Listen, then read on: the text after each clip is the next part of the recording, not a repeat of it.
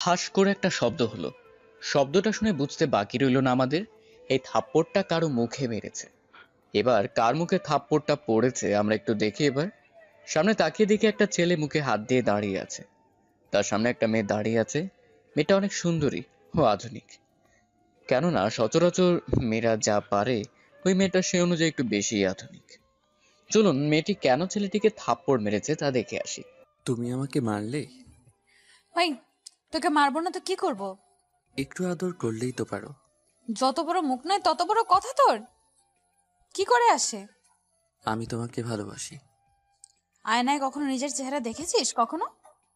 জানি আমি একটু কালো, তাই বলে অতটা কালো নই যে যতটা কালোতে তোমার আকাশকে বিয়ে করলে অসুবিধা হবে। দেখ, তোকে আমি আবারও মানা করতেছি। আমার পেছনে ঘুরঘুর করে নিজের সময় নষ্ট তুই করিস না। তাই ভালো হবে আমার পেছনে ঘোরা বন্ধ করে দে। যদি না করিস তবে সবে মাত্র থাপ্পড় দিয়েছি। যদি আমার কথা না শুনিস তাহলে তোকে আমি মেরেই ফেলবো। তাই ভালো হবে। আকাশের কথায় ইরা এবার একটু অবাকই হলো। তাই আবার ইরা জিজ্ঞেস করে, তোর দেখি মরার অনেক শখ। তা এতই যখন মরার শখ, তা কোথাও গিয়ে মরে গেলেই তো পারিস। শুধু মায়ের মুখের দিকে তাকিয়ে আমি বেঁচে আছি, নয়তো অনেক আগেই মরে যেতাম। তুই মর অথবা বেঁচে থাক, তাতে আমার কিচ্ছু যায় আসে না। তুই শুধুমাত্র আমার পেছনে ঘুরঘুর করা বন্ধ করে দে। ঠিক আছে, আর তোমার পিছনে ঘুরঘুর করব না। শুধু এতটুকু বলবো, আমি একদিন না একদিন তুমি আমার জীবনে অবশ্যই আসবে। তুই শুধুমাত্র স্বপ্নই দেখতে থাক। তোর সে স্বপ্ন কখনো পূরণ হওয়ার তো দূরের কথা, কখনো সম্ভব না, কখনো সম্ভব না। তাই আমার মুড খারাপ হওয়ার আগে এখান থেকে যা তুই। আকাশ চোখের পানি মুছতে মুছতে চলে আসে ভার্সিটি থেকে। এখন চলুন আপনাদের আকাশ ও ইরার সম্পর্কে কিছু তথ্য দেই। আগে তাহলে আকাশের সম্পর্কে কিছু বলে আসি। আকাশ হচ্ছে গল্পের নায়ক। ওর পুরো নাম পারভেজ হোসেন আকাশ। আকাশের পরিবারে ওর মা ও ভাই এবং ভাবি, মোট 4 জনের ওদের বসবাস। আকাশ অন্য সব ছেলের থেকে একটু কালো। তবে সত্যিকারে আকাশের মুখ কালো হওয়ার একটা ঘটনা আছে, যা আমি আপনাদের পরে জানাবো। আকাশের পরিবারে আকাশ অনেক অবহেলার শিকার। কোনো না, আকাশের ভাবি আকাশকে একটুর জন্য সহ্য করতে পারে না। আকাশের ভাই ও মা অনেক ভালো, সেজন্য আকাশ এখনো ওর পরিবারে থাকতে পেরেছে। এখন তো আকাশের সম্পর্কে কিছু তথ্য জানতে পারলেন। এবার চলুন গল্পের নায়িকা ইরার সম্পর্কে আপনাদের জানাই। ইরা গল্পের নায়িকা। এরার আরো একটা ছদ্মনাম আছে, সে নামটা হলো নুসরাত জাহান ইরা। ইরা অনেক রাগী। ইরা অনেক রাগী আর বদমেজাজি, তার সাথে একটু অহংকারী। কেননা ও অনেক সুন্দরী বলে ও নিজের রূপ নিয়ে অহংকার করে। এরা ওর বাবা মায়ের একমাত্র বড় মেয়ে। এরার ছোট একটা বোনও আছে। এখন চলুন গল্পে ফিরে যাই। স্যার, আপনি কাঁদছেন? তুমি এখানে কেন? স্যার, আমি তো কিছু কাজে এসেছি ভার্সিটিতে, কিন্তু আপনি কাঁদছেন কেন? সে অনেক কাহিনী, এখন বলতে পারবো না। ঠিক আছে স্যার। স্যার, আপনি তাহলে কবে আবার ফিরে আসবেন? যেদিন আমার আবার আগের চেহারা ফিরে পাবো, সেদিন আমি আবারও আসবো। ঠিক আছে স্যার, যদি আপনার কখনো প্রয়োজন হয় আমাদের সাথে অবশ্যই যোগাযোগ করবেন। আমিও আমার টিম আপনার সহায়তা অবশ্যই করব। আচ্ছা, আমি তাহলে বাসায় যাচ্ছি। এইদিকে আকাশ বাসায় চলে আসে। বাসায় এসে নিজের রুমে চলে আসে। রুমে এসে ওর মাকে ডাকে। মা, মা, কোথায় তুমি? এই তো আমি। কি হয়েছে বাবা তোর? মুখটা এমন দেখাচ্ছে কেন? মা, কিছু হয়নি, আমাকে খেতে দাও। তুই নিচে আয়, আমি তোর জন্য খাবার দিচ্ছি। ভাবি কোথায়? তুই এসেছিস বলে রুমে চলে গিয়েছে। জানি আমি মা, আমার চেহারা কালো বলে আমার দিকে তাকাতে উনি পাচ্ছে না। তেমন কিছু না আকাশ। মা, আমি জানি। তাছাড়া তুমি চিন্তা করো না, আমার মুখ ঠিক করার জন্য অ্যান্টিবায়োটিক ওষুধ তৈরি করা হচ্ছে। ওই ওষুধ তৈরি হয়ে গেলে আমার এই কলঙ্ক উঠে যাবে। তখন আমি আবার স্বাভাবিক জীবনে ফিরে আসতে পারবো। আচ্ছা যা, গিয়ে তুই একটা কাজ কর, খেতে আয়, আমি বরং তোর খাবার দিচ্ছি। এইদিকে আকাশ নিচে নামে ফ্রেশ হয়ে নিচে নেমে খাবার খেতে বসে। তখন আকাশ ওর ভাইয়ের কথা জিজ্ঞেস করে। মা, ভাইয়া কোথায়? ও তো অফিসে গিয়েছে। তা ভাইয়ার জন্য খাবার পাঠিয়েছো? তোর ভাবি এসে খাবার টিফিনে ভরবে, তারপর তোর ভাবি গিয়ে দিয়ে আসবে। তুমি ভাবিকে বলে দিও, এইভাবে ভাবির বাহিরে যাওয়াটা ঠিক না। তাছাড়া আমি দিয়ে আসবো খাবার। দরকার নেই কারো খবর দেওয়ার। তাছাড়া তুমি কি ভাবছো আমার স্বামীর চাকরি খাওয়ার এত ইচ্ছে কেন তোমার? ভাবি, কি বলছো কি তুমি? আমি ঠিকই বলেছি। তোমার এই চেহারা যদি অফিসের কেউ দেখে তাহলে তোমার ভাইকে অনেক বিশ্রী বিশ্রী কথা শোনাবে। হয়তো দেখা যাবে তোমার জন্য তোমার ভাইয়ের চাকরিটাও চলে যেতে পারে। তাই আমি গিয়ে দিয়ে আসবো। এদিকে আকাশের চোখের পানি ঝরতে থাকে, কেননা এই গল্পে এত রহস্য আছে যে আপনারা বুঝতেও পারবেন না কোন দিক দিয়ে গিয়ে কোন দিক দিয়ে শেষ হবে। সেজন্য আপনাদের পুরো গল্প অবশ্যই পড়তে হবে, কেননা আপনারা যদি একটা পর্ব মিস করে ফেলেন তাহলে গল্পের অনেক কিছু আপনারা বুঝতে পারবেন না। আকাশ চোখ থেকে পানি পড়ছে, আর অন্য দিক দিয়ে আকাশ, আমি তোর যন্ত্রণা বুঝতে পারি। অদ্রি মনে করে এসব কিছু আবিরের অবদান, কিন্তু যখন ও জানতে পারবে এই সব কিছু। থাক না মা এইসব কথা। তাছাড়া আমি এখন আর এইসব কিছু নিয়ে ভাবি না একটুও। সেই 2 বছর থেকে অবহেলা সহ্য করে আসতেছি। তাছাড়া ভাবি প্রেগনেন্ট। এই অবস্থায় এইভাবে জার্নি করাটা ভাবির জন্য ঠিক না। আমি তো কিছু বললেও শোনে না। তাছাড়া তোর কথা তো বাদেই দিলাম। তোর ভাইয়া যেখানে কিছু বলে না সেখানে আমরা কি বলবো বল? মা, ভাইয়া ঠিকই বলে, তাছাড়া ভাবি শুনতে চায় না। কি বলছিস? মা, ঠিকই বলছি। ভাইয়াও অনেকবার বোঝালো, কিন্তু ভাবি কোনো কথাই শুনলো না। এইদিকে অদ্রি খাবার রেডি করে বেরিয়ে পড়ে। অন্যদিকে এইদিকে অদ্রি অফিসে চলে আসে। অফিসে এসে খাবার দেয় আবিরকে। আবির খাবার নিয়ে বসে আছে। তখন অদ্রি বলে, কি ব্যাপার, তুমি খাচ্ছ না কেন? তোমাকে আমি কতবার মানা করেছি তুমি এই অবস্থায় আসবে না, তারপরও তুমি আমার কোনো কথাই শোনো না। তা নিয়ে তোমাকে ভাবতে হবে না। তোমার ভাইকে দিয়ে পাঠাবো। আর ওর জন্য তোমার চাকরি যাক তা আমি চাই না। ওর জন্য আমার চাকরি কেন যাবে? ওর যে চেহারা, এই চেহারার জন্য কেউ দেখলো যদি জানতে পারে ও তোমার ভাই, তাহলে অফিস থেকে তোমাকে তোমার বস বের করে দিতে বেশি সময় লাগবে না।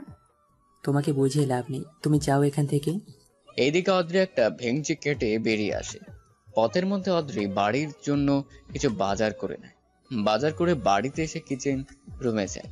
ওখানে গিয়ে বলতে থাকে, আমি এই বাড়িতে খেটে মরি আর সেখানে অনেক নবাবের ছেলে খেয়ে খেয়ে থাকে। আমি এই অবস্থায় এত কষ্ট করি, কারো কি চোখে পড়ে না? দেখো বৌমা, তুমি এরকম চেঁচাবে না। আকাশ তো তোমাকে বলেছে ওই সব করবে, কিন্তু তুমি তো ওকে কোনো কিছু করতেও দাও না। কেন করতে দিব? আপনার ছেলের এই চেহারা দিয়ে বাজার করবে, তা আমি রান্না করে খাবো তা ভেবেছেন কি করে? তাছাড়া এই সংসার আমার স্বামীর টাকাই চলে, আপনার ছেলের টাকাই না। তাই আমি যা বলবো তাই হবে। ভুলে যেও না, এটা আমার বাড়ি, তোমার না। আসলে আমি তো ভুলেই গিয়েছি, এটা আপনার বাড়ি। এখন যেহেতু মনে আছে তাহলে পরবর্তীতে কথাটা মনে রাখবে। তুমি আমার ছোট ছেলেকে একটুও সহ্য করতে পারো না। কখনো তা করবোও না। এদিকে আকাশ রাতে বেরিয়ে চলে আসে রাস্তার পাশে, কেননা আকাশকে নেওয়ার জন্য কয়েকটা গাড়ি এসেছে। আকাশ ওখানে যায়। কয়েকজন লোক নেমে গাড়ির দরজা খুলে দিলে আকাশ ভেতরে চলে আসে। এরপর গাড়ি চলতে থাকে। অন্যদিকে তোরা নাকি ওই ছেলেটাকে মেরে ফেলেছিস? মেরে ফেলেছিস তো, কিন্তু হঠাৎ এত বছর পর জিজ্ঞেস করছেন, কোনো কিছু হয়েছে কি? আসি শিওর হতে এই কথা বললাম। তাছাড়া আমার কেন জানি মনে হচ্ছে ওই ছেলেটা এখনো বেঁচে আছে। বস, কি যে বলেন আপনি? এত বড় একটা নিউক্লিয়াস বোমার আঘাত ও শরীরে লেগেছে, এরপর ও বাঁচবে কি করে? বস, আপনি নিজেও জানেন তা কখনোই সম্ভব না। ওই বোমার আঘাত থেকে কখনো বের হয়ে আসতে পারবে না। তোমরা নিজেদের কাজ করো। 2 দিন পর আমার বস আসবে, তখন যেন ওনার উপরে কোনো হামলা যেন না হয়। চিন্তা করবেন না, আমি সব ব্যবস্থা করে নিব। ওনাকে আমরা সিক্রেট ভাবেই রাখবো। তোমরা তোমাদের কাজে যাও এখন। এইদিকে ওরা নিজেদের কাজ করতে থাকে। অন্যদিকে আকাশ কিছু অফিসারের সাথে চলে আসে ল্যাবে। এই ল্যাবে সব ধরনের ট্রিটমেন্ট করা হয় এবং এর অ্যান্টিবডি তৈরি করা হয়। আকাশ চলে আসে ওখানকার ডক্টরের কাছে। ডক্টর, আমি কি আগের রূপ পাবো না আবার? অবশ্যই পাবে তুমি, তবে তার জন্য একটু কষ্ট করতে হবে তোমাকে। যেমন? এই ট্রিটমেন্ট তোমাকে সপ্তাহে 1 দিন করে দেওয়া হবে। প্রতি সপ্তাহে রাতে চলে এসো। এই কেমিক্যাল তোমার শরীরে লাগাবো। এতে করে তোমার শরীরে থাকা কালো আবরণগুলো উঠে যেতে থাকবে। তখন তুমি এভাবে আগের রূপে তুমি ফিরে আসবে। তা কয়দিন লাগবে? কেমিক্যালের পরিমাণ বাড়িয়ে দিলে 6 মাস লাগবে, আর যদি কিছুটা কমিয়ে দেই তাহলে 1 বছর। যদি ক্যামিলের পরিমাণ বাড়িয়ে দেন তাহলে তো এটার সাইড ইফেক্ট আছে। এটা সাইড ইফেক্ট হলো তোমার শরীর জ্বলবে, সাথে ক্ষতও হয়ে যেতে পারে। তাহলে 1 বছর না হয় অপেক্ষা করি। তুমি 6 মাস ব্যবহার করার পর এর গুণাগুণ তুমি দেখতে পাবে। ঠিক আছে, তাহলে আপনি কাজ শুরু করেন। এরপর ডক্টর আকাশের ট্রিটমেন্ট করতে থাকে। রাত 1টা বাজে। আকাশ ওখান থেকে বের হওয়ার সময় আকাশ, একটা কথা খেয়াল রাখবে, এই কেমিক্যাল সকালে গোসলের সাথে পরিষ্কার করবে, এই ক্রিম পরে মেখে নিবে। ধন্যবাদ ডক্টর। ওখান থেকে বের হয়ে আকাশ চলে আসে বাড়িতে। বাড়িতে আসার সময় আকাশ নিজের রুমে চলে আসে, তাও দৌড়ি পেয়ে। রুমে সে শুয়ে পড়ে। পরের দিন সকালে আকাশ ঘুম থেকে উঠে গোসল সেরে ওষুধ লাগিয়ে নেয়। এরপর রেডি হয়ে বেরিয়ে আসে। মা, আমার খাবার দাও। তুই টেবিলে বস, আমি খাবার দিচ্ছি। তুই একটু অপেক্ষা কর, আমি তোর ভাইয়াকেও ডেকে আনি। ঠিক আছে, যাও। এইদিকে আকাশ অপেক্ষা করতে থাকে। অন্যদিকে কিছুক্ষণ পর আবির আসে। আবির এসে, কি রে, কখন এলি তুই? এই তো কিছুক্ষণ আগে। তা তোমার অফিস কেমন চলতেছে? ভালোই। তা তোর মুখে এইগুলো কি মেখেছিস? কই কিছু না তো। ঠিক আছে, অদ্রি খাবার দিয়ে যাও। এইদিকে অদ্রি খাবার দিয়ে যায়, সাথে এও বলে, দেখো, আমি এই সংসারে 3 জনের বেশি লোকের রান্না করতে পারবো না। তুমি কোন 3 জনের কথা বলতেছ? কার আবার? আমার, তোমার আর মায়ের। তাহলে আমার ভাইয়ের খাবার কেন রান্না করবে? আমি কি জানি? এই সংসার চলে তোমার টাকায়, সেখানে তোমার ভাইয়ের জন্য আমি খাটতে পারবো না। অদ্রি, তুমি কিন্তু অনেক বেশি বলে ফেলছো তুমি। আমি কোনো কথা বেশি বলিনি, শুধু ওকে মনে করিয়ে দিচ্ছি। এত বড় হয়ে গিয়েছে, কাজ করতে পারে না ও? কি কাজ করবে ও? তুমি দেখছো না ও কি অবস্থা হয়েছে? আমি এত কিছু জানি না, আমি এতগুলো লোকের খাবার রান্না করতে পারবো না। এইদিকে আকাশ চোখের পানি ফেলতে ফেলতে খাবার খেতে থাকে। খাবার খাওয়া শেষ করে। ঠিক আছে, কাল থেকে আমাদের বাসায় নতুন আসবে। ও আমার আর ওর খাবার রান্না করবে। ওর জন্য একটা রুম তৈরি করে রেখো। আর কোনো কাজ নেই নাকি? নিজেকে থাকতে দিয়েছি কত না, আবার উনি কিনা কাজ করার জন্য মেয়ে নিয়ে আসবে। কোনো মেয়ে হবে না। তা মেয়ে না আনলে ওর খাবার রান্না করবে কে? রান্না আমি করব, তবে কি? ওকে এই সংসারে মাসে 5,000 টাকা করে দিতে হবে, তাও সংসার খরচ। বাকিগুলো ও নিজের পকেট থেকে খরচ করবে। ঠিক আছে, তাই হবে। কোনো কিছু হবে না। তুমি যদি সবার জন্য রান্না করতে পারো তাহলে এই বাড়িতে থাকবে, যদি না পারো তাহলে তুমি এই বাড়ি থেকে চলে যাও। কি? তুমি আমাকে এই বাড়ি থেকে চলে যেতে বলতেছো? হ্যাঁ, বলতেছি, এটাই শেষ কথা। তাহলে ভালো লাগলে থাকবে, নয়তো চলে যাবে। আকাশ, তুই মন খারাপ করিস না। ভাইয়া, আমি তাহলে এখন ভার্সিটিতে যাই। আমি তোকে নামিয়ে দিই, চল। এইদিকে ওরা বেরিয়ে পড়ে। অন্যদিকে অদ্রি রাগে নিজের রুমে চলে আসে। এই ছেলেকে নিজেকে কিভাবে, আমি তো ওকে এই বাড়ি থেকে বের করেই ছাড়বো, দরকার হলে যতটা নিচেই না নামতে হয় আমাকে। অন্যদিকে আকাশকে ভার্সিটির সামনে নামিয়ে দিয়ে আবির চলে যায় অফিসের দিকে। আকাশ ভার্সিটিতে গিয়ে চলে আসে নিজের রুমে। ওখানে ইরাও ওই রুমে ছিল। আকাশ যাওয়ার পর ইরা তো আকাশকে নিয়ে হাসি ঠাট্টা করছে। দেখ ওই বিশ্রী ছেলেটা এসেছে। কেন যে স্যার ওকে এখানে পড়ার অনুমতি দিয়েছে বুঝতে পারি না। কিছুক্ষণ পর স্যার এসে ওনার লেকচার শুরু করলো। স্যার লেকচার নিয়ে দিবিয়ে যায়। অন্যদিকে আকাশ যখন রুম থেকে বের হচ্ছিল তখন ইরার সাথে ধাক্কা লাগে। এতে করে ইরা গিয়ে আকাশের মুখে একটা থাপ্পড় মারে। আকাশ মুখে হাত দিয়ে দাঁড়িয়ে আছে। তখন ইরা বলে, ওই ছোট লোকের বাচ্চা, তোর সাহস কি করে হয় আমার সাথে টাচ লাগার? দিলি তো আমার শরীরটা নোংরা করে। তোদের মতো ছেলেকে ভার্সিটিতে ঢুকতে দেয় কে? দেখুন, আপনি কিন্তু একটু বেশি করতেছেন। কি? তোর যত বড় মুখ নয় তত বড় কথা। দে আর একটা চড়কে, আমাদের সাথে এমন ভাবে কথা বলার জন্য।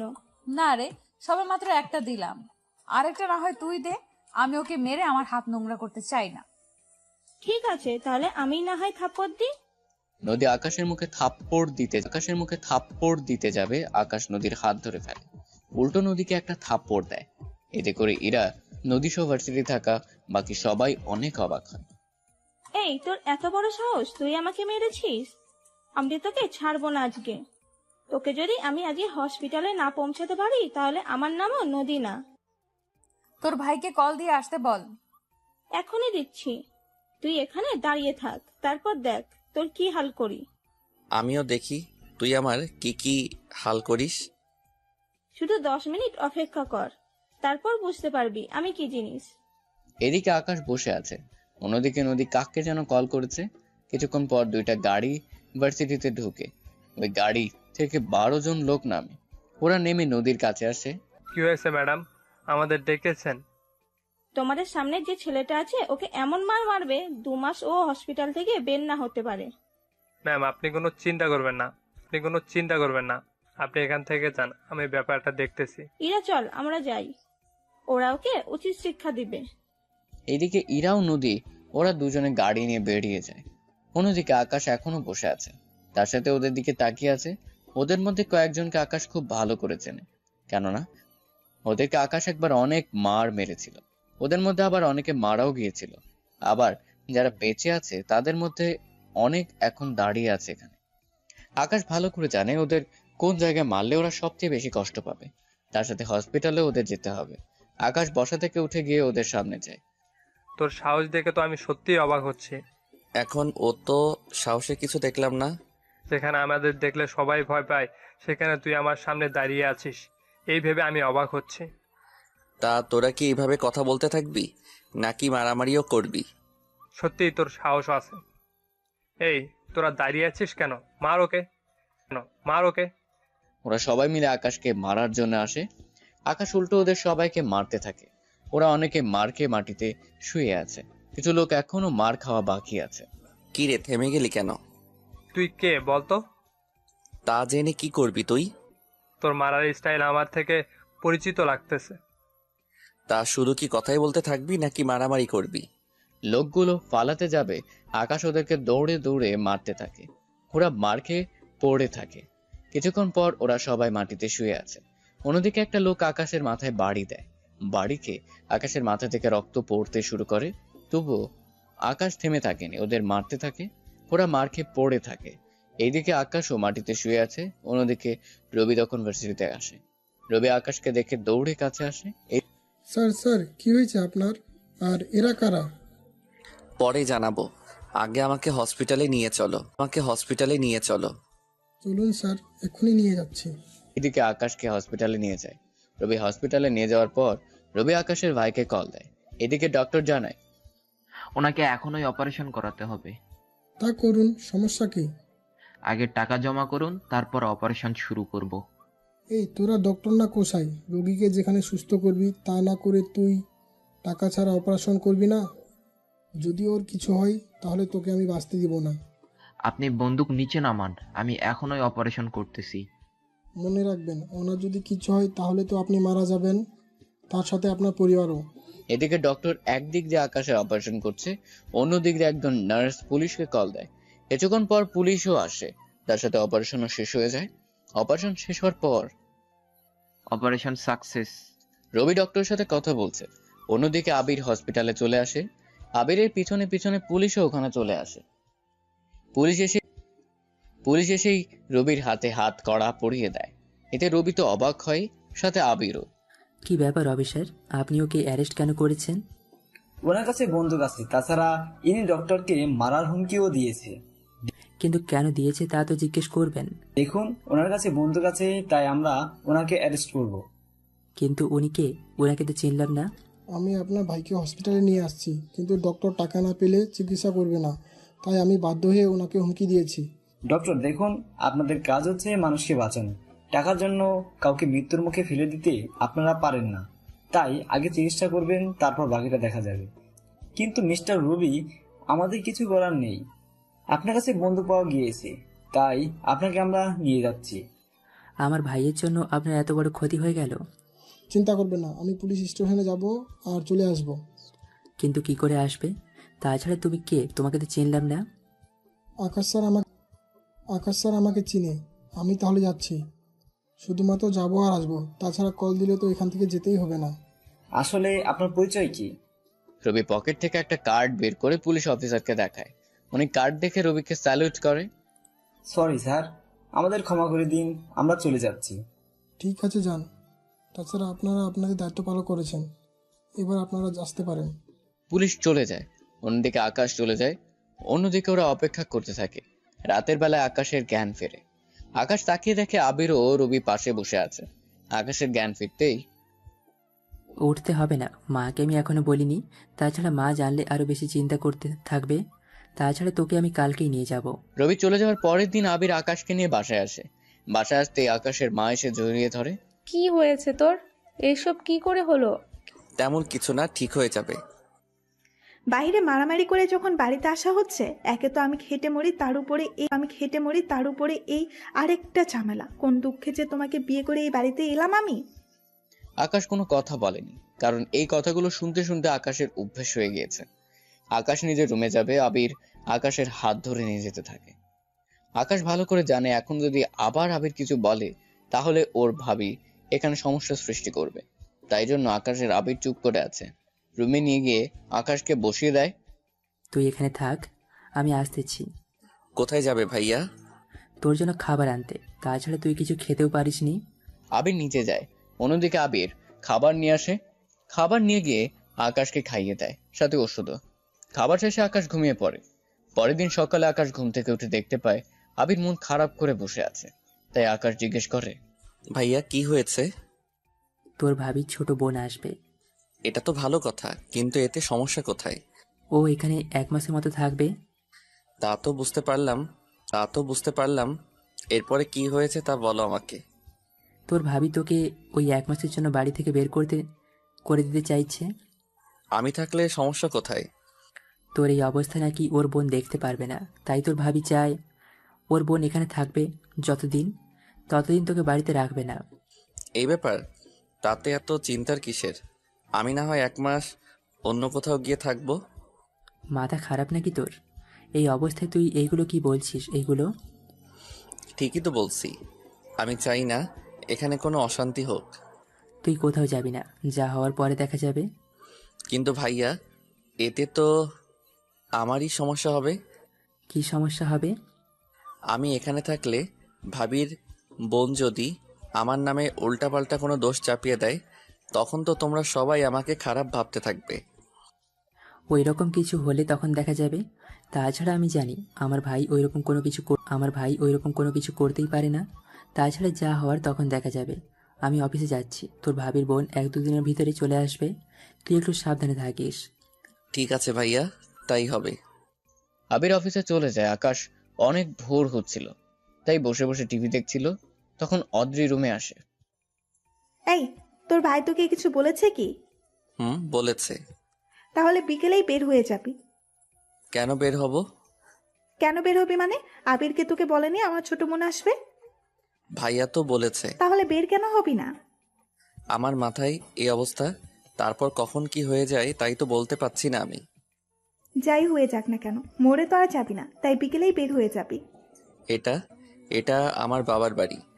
ভাইয়ারও যতটুকু এই বাড়িতে থাকার অধিকার আছে, আমারও এই বাড়িতে থাকার অধিকার আছে। অধিকারের কথা যখন বলছিস, আজকে থেকে তুই যতদিন না পর্যন্ত রোজগার করতে পারবি ততদিন পর্যন্ত আমি তোর জন্য কোনো খাবার রান্না করব না। আমিও দেখি কে তোকে রান্না করে খাওয়াই। কথাগুলো বলে অদ্রি রাগ দেখে ওখান থেকে চলে গেল। অন্যদিকে আকাশও তেমন কিছু না ভেবে শুয়ে থাকে। দুপুর গড়িয়ে গেল, আকাশকে এখনো খাবার দিচ্ছে না। তাই আকাশ ওর মাকে ডাকে। মা, মা, ও মা। কি হয়েছে? মা, আমার খিদে পেয়েছে। তুই বস, আমি খাবার নিয়ে আসতেছি। ওকে কোনো খাবার দিব না আমি। বৌমা, কি বলছো এসব? আমার ছেলে একে তো অসুস্থ, তার উপর তুমি এইসব কি বলতেছো?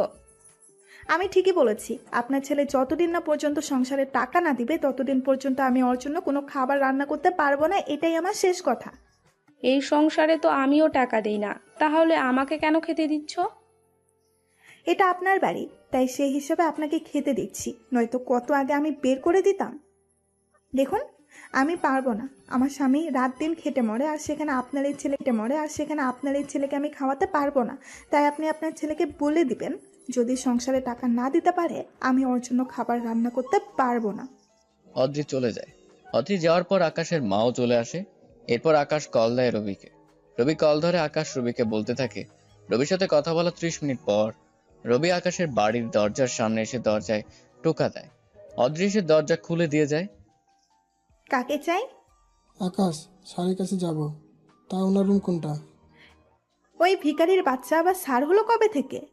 এখানে খাবার আছে, তাই এবার আমাকে সাইড দিলে আমি রুমে যেতে পারতাম। যা তাড়াতাড়ি, বেশি সময় যেন না লাগে। কি যে বলেন না, আমাকে যদি আগে সব কিছু বলে দিত তাহলে এতক্ষণে আপনার অবস্থা আমি খারাপ করে দিতাম। ও তাই বলেন? কি আমাকে কথাটা বলেছিস তুই? আপনাকে কেন বলতে যাব? আচ্ছা স্যার, খাওয়ার সময় হয়ে যাচ্ছে, ওনাকে খাওয়াতে হবে আমার। যা তাড়াতাড়ি। রবি খাবার নিয়ে আসে। আকাম খাবার খাচ্ছে। আকাশ রবিকে সবকিছু বলতে থাকে, সাথে খাবারও শেষ করে। সবটা জেনে রবি বলে, স্যার একটা কথা বলার ছিল। কি কথা? 1 মাস পর একটা মিশন আছে, যদি উনি ওই মিশনে আমাদের সাথে যেতেন। তুই তো জানো আমি নিজেকে যতদিন না পর্যন্ত ঠিক করে নিতে পারবো ততদিন আমি কোনো মিশন তো দূরের কথা ক্যাম্পেও আসবো না। কিন্তু স্যার আপনাকে আসতেই হবে, এই মিশনে আপনাকে ছাড়া হবে না। তোমার বড় স্যারকে বলো আমার সাথে যেন যোগাযোগ করে নি। ঠিক আছে স্যার, আমি বড় স্যারকে বলবো। ঠিক আছে। পরের দিন সকালে বড় স্যার আকাশকে কল দেয়। আকাশ ওনার সাথে কথা বলার জন্য বারান্দায় যায়। জি স্যার বলেন। কেমন আছো আকাশ? আপনি তো ভালো করে জানেন আমি কেমন আছি। তা তো জানি। তা তোমার উপর অ্যাটাক করেছে কে? ওরা তেমন মাফিয়া গ্রুপের না, ওরা ভার্সিটির ছাত্র। ওরা তোমার উপরে অ্যাটাক কেন করেছে? সে অনেক কাহিনী। এখন তুমি আসছো তো? কিন্তু স্যার, একবার এই একই মিশনে গিয়ে আমি নিজের শরীরের রং হারিয়েছি। এভার তেমন কোনো কিছু হবে না। এবার এর চেয়েও শক্তিশালী পোশাক আমরা বানিয়েছি, যা 1000 ডিগ্রি চাপ সহ্য করতে পারবে। এই অবস্থায় তোমার কোনো ক্ষতি হবে না। কবে আসতে হবে আমাকে? তোমার তো মাথায় আঘাত, তুমি 10 দিন পর আসো। এরপর তুমি একটু ট্রেনিং করবে। এতদিন না থাকায় তোমার ট্রেনিং চালু নেই, তাই এখন তুমি ট্রেনিং করতে পারবে। ঠিক আছে স্যার, তাই হবে। আমি তাহলে চলে আসব।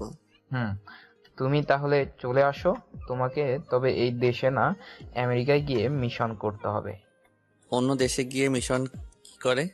চিন্তা করো না, এই দেশের লোকেরাই তোমাদের নিবে। তার বিনিময়ে তোমরা যদি মিশন শেষ করতে পারো তাহলে ওরা তোমাকে আমাদের দেশে 1 কোটি টাকা দিবে। যদি তোমাদের আহত বা অন্য কিছু হও তবুও পাবে। তা ওই দেশের আর্মি কি আমাদের সাথে থাকবে? হ্যাঁ, তোমরা এখান থেকে যাবে 10 জন। তাছাড়া এদেশে ওদের আর্মি যাবে 50 জন। তুমি এই দেশে যাওয়ার পর ওরাই বাকিটা দেখবে। ঠিক আছে, আপনি তাহলে কাগজপত্র তৈরি করতে থাকেন। স্যারের সাথে কথা বলে আকাশ ঘুমিয়ে পড়ে। পরের দিন সকালে আকাশ ঘুম থেকে উঠে তৈরি হয়ে বেরিয়ে পড়ে। রাস্তা দিয়ে হাঁটছিল, তখন ইরা গাড়ি দিয়ে আকাশকে ধাক্কা দিতে গেলে আকাশ সামনে থাকা বাইকে দেখতে পায়, তাই সাথে সাথে ওখান থেকে সরে যায়। আকাশ সরে যাওয়ার পর ইরা গাড়ি না থামিয়ে চলে যায়। আকাশ ভার্সিটিতে এসে ইরা ও নদীর কাছে আসে। তোমরা দুজন চাওটা কি? কি চাই তুই কি বুঝিস না? ওই দিনের ঘটনার পর তুই ভুলে গেলি কি করে? ভুলিনি আমি। তা আমাকে এটা বলো এখন, আমাকে মেরে তোমাদের লাভটা হবে কি? অনেক লাভ হবে, অনেক লাভ হবে। কি লাভ একটু শুনি। লাভটা হচ্ছে তোর এই মুখ আমাদের আর দেখতে হবে না। সেজন্য আমাকে জানে মেরে ফেলতে চাও? হ্যাঁ চাই আমি। নদী চল এখান থেকে। ওরা দুজন চলে যাওয়ার পর আকাশ ক্লাস করতে যায়। ক্লাস শেষ করে আকাশ ক্যান্টিনে গিয়ে বসে। ওখানে বসার পর, স্যার আপনি যাচ্ছেন? হ্যাঁ, তুমিও তো যাবে। হ্যাঁ স্যার, এই নিন আপনার কাগজপত্র। এইগুলো দাও তাহলে, আমি এখন তাহলে বাসায় যাচ্ছি। ঠিক আছে। আকাশ বাসায় এসে ওর রুমে চলে আসে। আসার আগে, মা এই নাও 5000 টাকা, এটা ভাবিকে দিয়ে দিও। আর একটা কথা, আমাকে খেতে দাও। আকাশের কথা শুনে ওর মা কান্না করতে থাকে। এই আমি কি দেখতেছি, তুই নিজের বাড়িতে ভাত কিনে তোকে খেতে হচ্ছে? এর চেয়ে বড় কষ্ট আমার জীবনে আর কি আছে? থাক গিয়ে সেসব কথা। আসলে ভাবি আমার এই চেহারা দেখতে চাইছে না, সেজন্য উনি এমন করতেছে। তোর এই সমস্যা না হলে হয়তো এমনটা হতো না।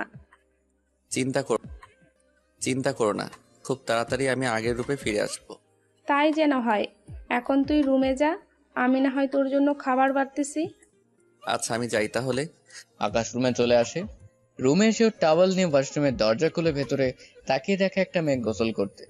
মেয়েটি কোন অবস্থায় শরীরে আরো অন্যান্য কাজ আমায় করতে হয়, বাজার করা, আরো টুকটাক কিছু কাজ করতে হবে তোমায়, আর আমার মেয়েকে সময় দিতে হবে। আমি রাজি। আমি সারাদিন করার সাথেই থাকি। এখন আর একটু সময় দেওয়া লাগবে, তখন আমার 10,000 টাকা সেভ হবে। আমার থাকার খাওয়া 10,000 যায়, তাই রাজি হলাম।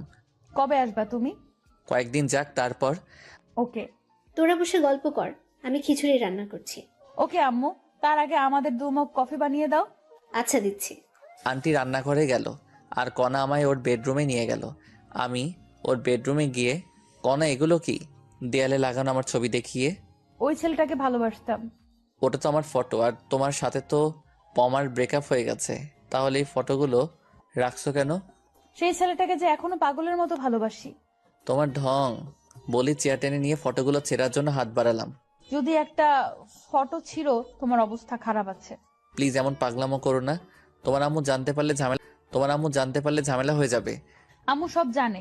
দেখো কণা, তুমি আমার চেয়ে অনেক ভালো ছেলে পাবা, পয়সাওয়ালা জামাই পাবা, আর এগুলো দেখলে তোমার অনেক সমস্যা হবে। তোকে সেটা বলতে হবে। আমি কি করব? ওকে, তুমি কি করো করো। আমি তাহলে আজকে চাকরি ছেড়ে দিচ্ছি, থাকবো না আর এই শহরে। সেই সুযোগ নেই চান্দু। দেখা যাবে। বলে আমি চলে আসতে ধরলাম, তখনই কণা পমার হাত টেনে ওর বিছানায় বসালো। 5 বছরের এগ্রিমেন্টের কথা মনে আছে? যদি চাকরি না করো কমপক্ষে 2 বছরের জেল হয়ে যাবে। বলেও সমস্যা নেই। কি করবে আমায়? এখন যে চাকরির হাহাকার, 2 দিন পরই অন্য লোক পেয়ে যাবে। যদি জেল হয় তোমার পরিবারের কি হবে ভেবে দেখেছো? তাহলে কি করবা? আমি চাকরি করব। এই তো গুড বয়। কিছুক্ষণ আমরা দুজনে চুপ করে আছি। নীরবতা ভাঙলো আন্টির কফি আনার কারণে। আন্টি কফি দিয়ে গেল। কণা আর আমি কফি পান করতেছি, তখনই, কণা তুমি যেটা ভাবছো সেটা সম্ভব নয়। তুমি অন্য কাউকে ভালোবাসো? কফি খাওয়া বাদ দিয়ে আমার কাছে এসে বলল। আমিও তোমাকে অনেক ভালোবাসতাম, কিন্তু আমি পরিস্থিতির শিকার। আমি জানি, আর আমি তোমার আব্বু আর হবু শ্বশুরের চিকিৎসা করাবো। তুমি আবার কিছুদিন পর খোটা দিবা। আমায় কি এমন মনে হয় তোমার? কয়েকদিন সময় দাও আমায়। ওকে, চলো ছাদে যাই। না, আমি বাসায় যাব। আম্মু রান্না করছে, খেয়ে যাবা। দেখো তো কত দূর হলো। ওকে। কণা নিচে চলে গেল, আর আমি ভাবতেছি কণাকে আমারই আগে পছন্দ হয়েছিল, তারপর ভালোবেসেছিলাম। অনেক দিন পিছনে ঘুরেছি, অনেক থাপ্পড়ও খেয়েছি, তবুও বেহায়ের মতো পিছনে ঘুরতাম। আর ওদিকে কণাও চুপি চুপি আমার সব ইনফরমেশন বের করেছিল। পরে রাজি হয়, শুরু হয় আমাদের প্রেম। 1 বছর চুটিয়ে প্রেম করি, একে অপরকে ছাড়া কিছুই বুঝতাম না। একদিন দেখা না করলে আমায় মার খেতে হতো, আর আমার অধিকাংশ পোশাক কণাই গিফট করতো। আমার পরিবারের সবার জন্যই করতো গিফট। আমি কণাকে কিছু দিতে পারিনি। কণা আমার হাত খরচ, রেস্টুরেন্ট বিল সব দিত। আমাদের রিলেশনের কথা আমার পরিবার জানতো এবং মেনেও নিয়েছিল। কণার পরিবারও জানতো। অনার্স পাশের পর দেখা করাতে চেয়েছিল। তারপর আব্বুর ঘটনার পর আর দেখা করতে পারলাম না। টিউশনি শুরু করি, যেটা কণা জানতো না। প্রত্যেক দিন দেখা করতে যাওয়া আমার সমস্যা হচ্ছিল, তাই ভালোবাসাকে বিসর্জন দিয়েছিলাম। ব্রেকআপের দিন কণা আমায় অনেক অপমান করে চলে যায়। ব্রেকআপের পর টানা 15 দিন রুম থেকে বের হইনি। পরে ব্রেকআপের কথা শুনে আম্মুও রাগ হয়েছিল, কিন্তু করার কিছু নেই। বাস্তবতা মেনে নিতে হবে। কিছুদিন পর ভার্সিটি গিয়েছিলাম, সেখানে শুনেছিলাম কণা দেশের বাইরে গেছে।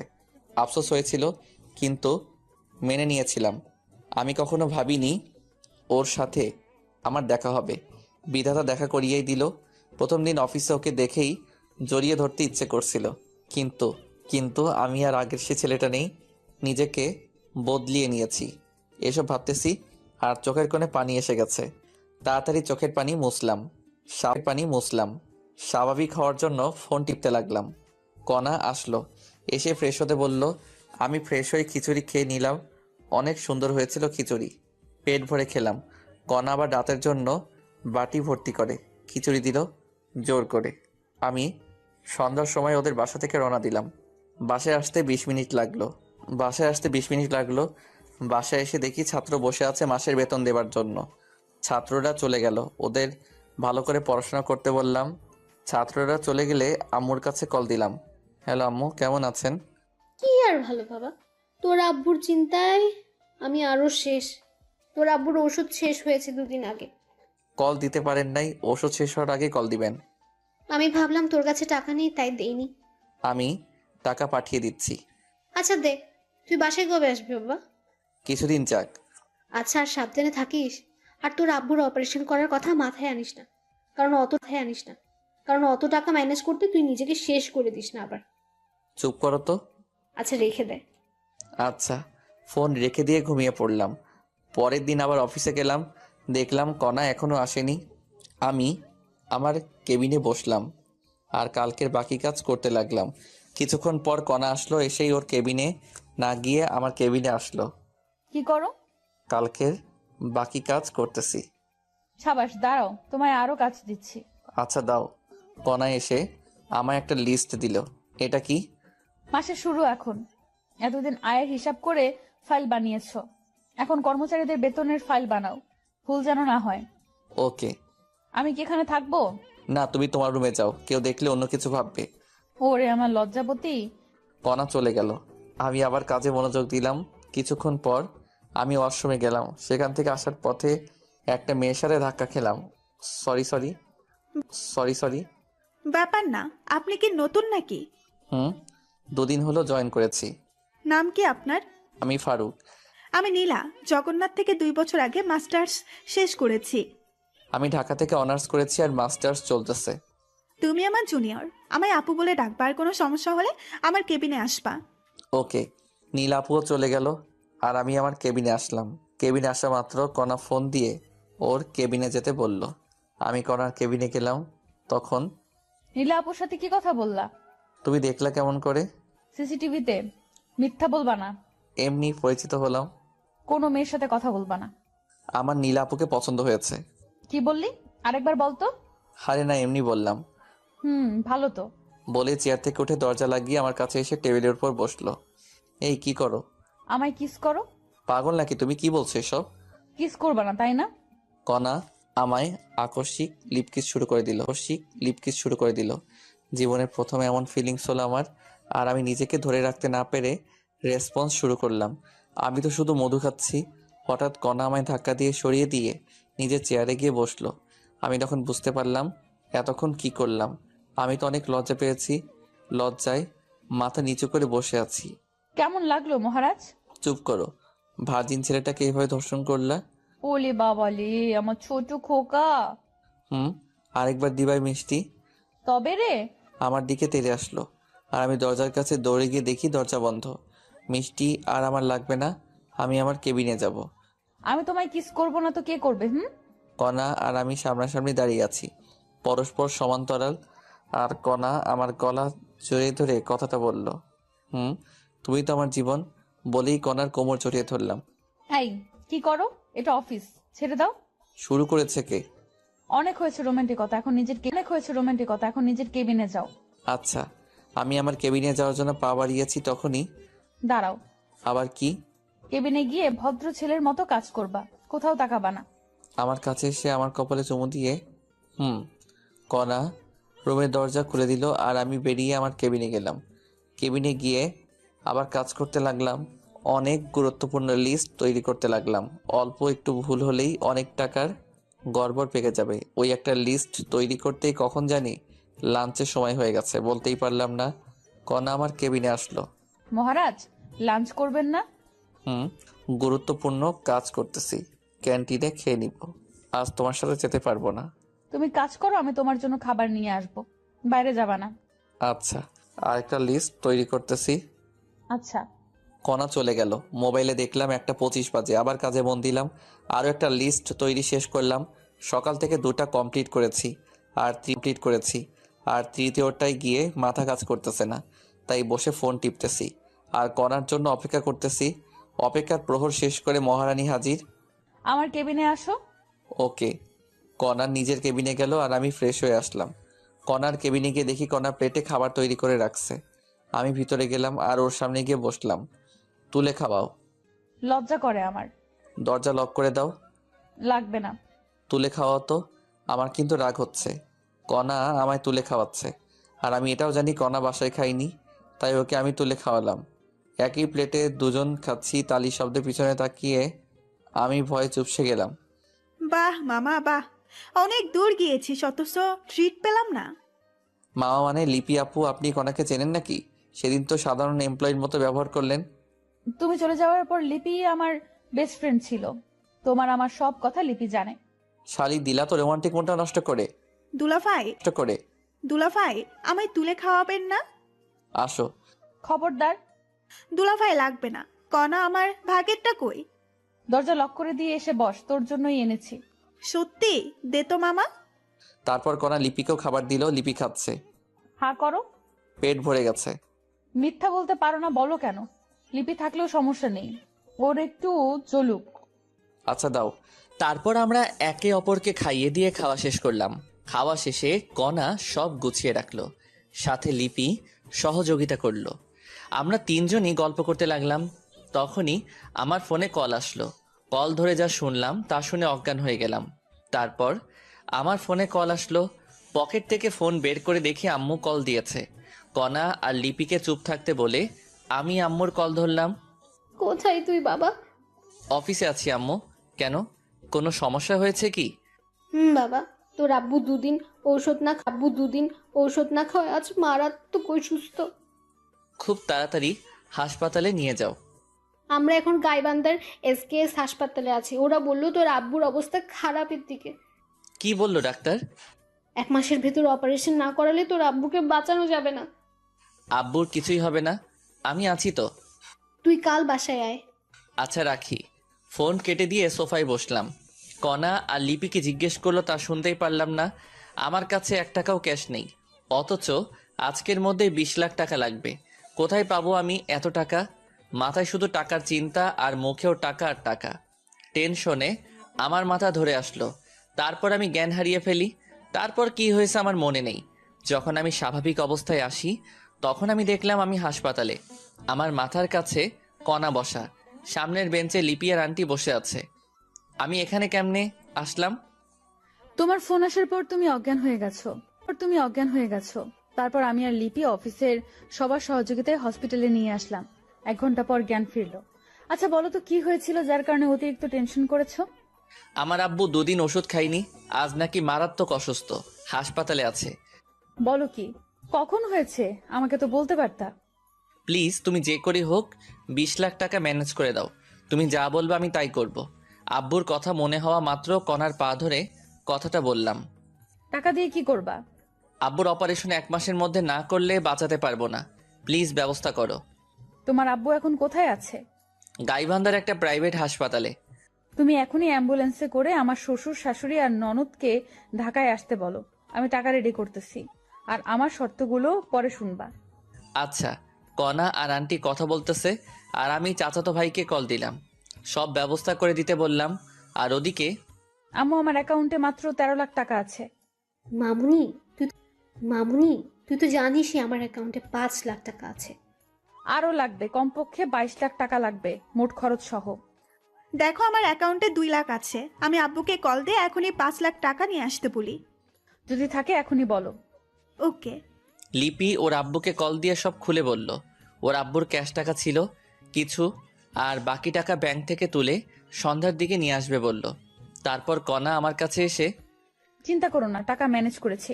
আল্লাহ সহায় হলে আমার শ্বশুরের কিছুই হবে না। আমি তোমার সারা জীবন তোমার কেনা দাস হয়ে থাকবো। ছাড়ো, সামনে আম্মু দেখছে। এখন ব্যাংকে যাওয়া লাগবে, দেরি হলে ব্যাংক বন্ধ করবে। চলো।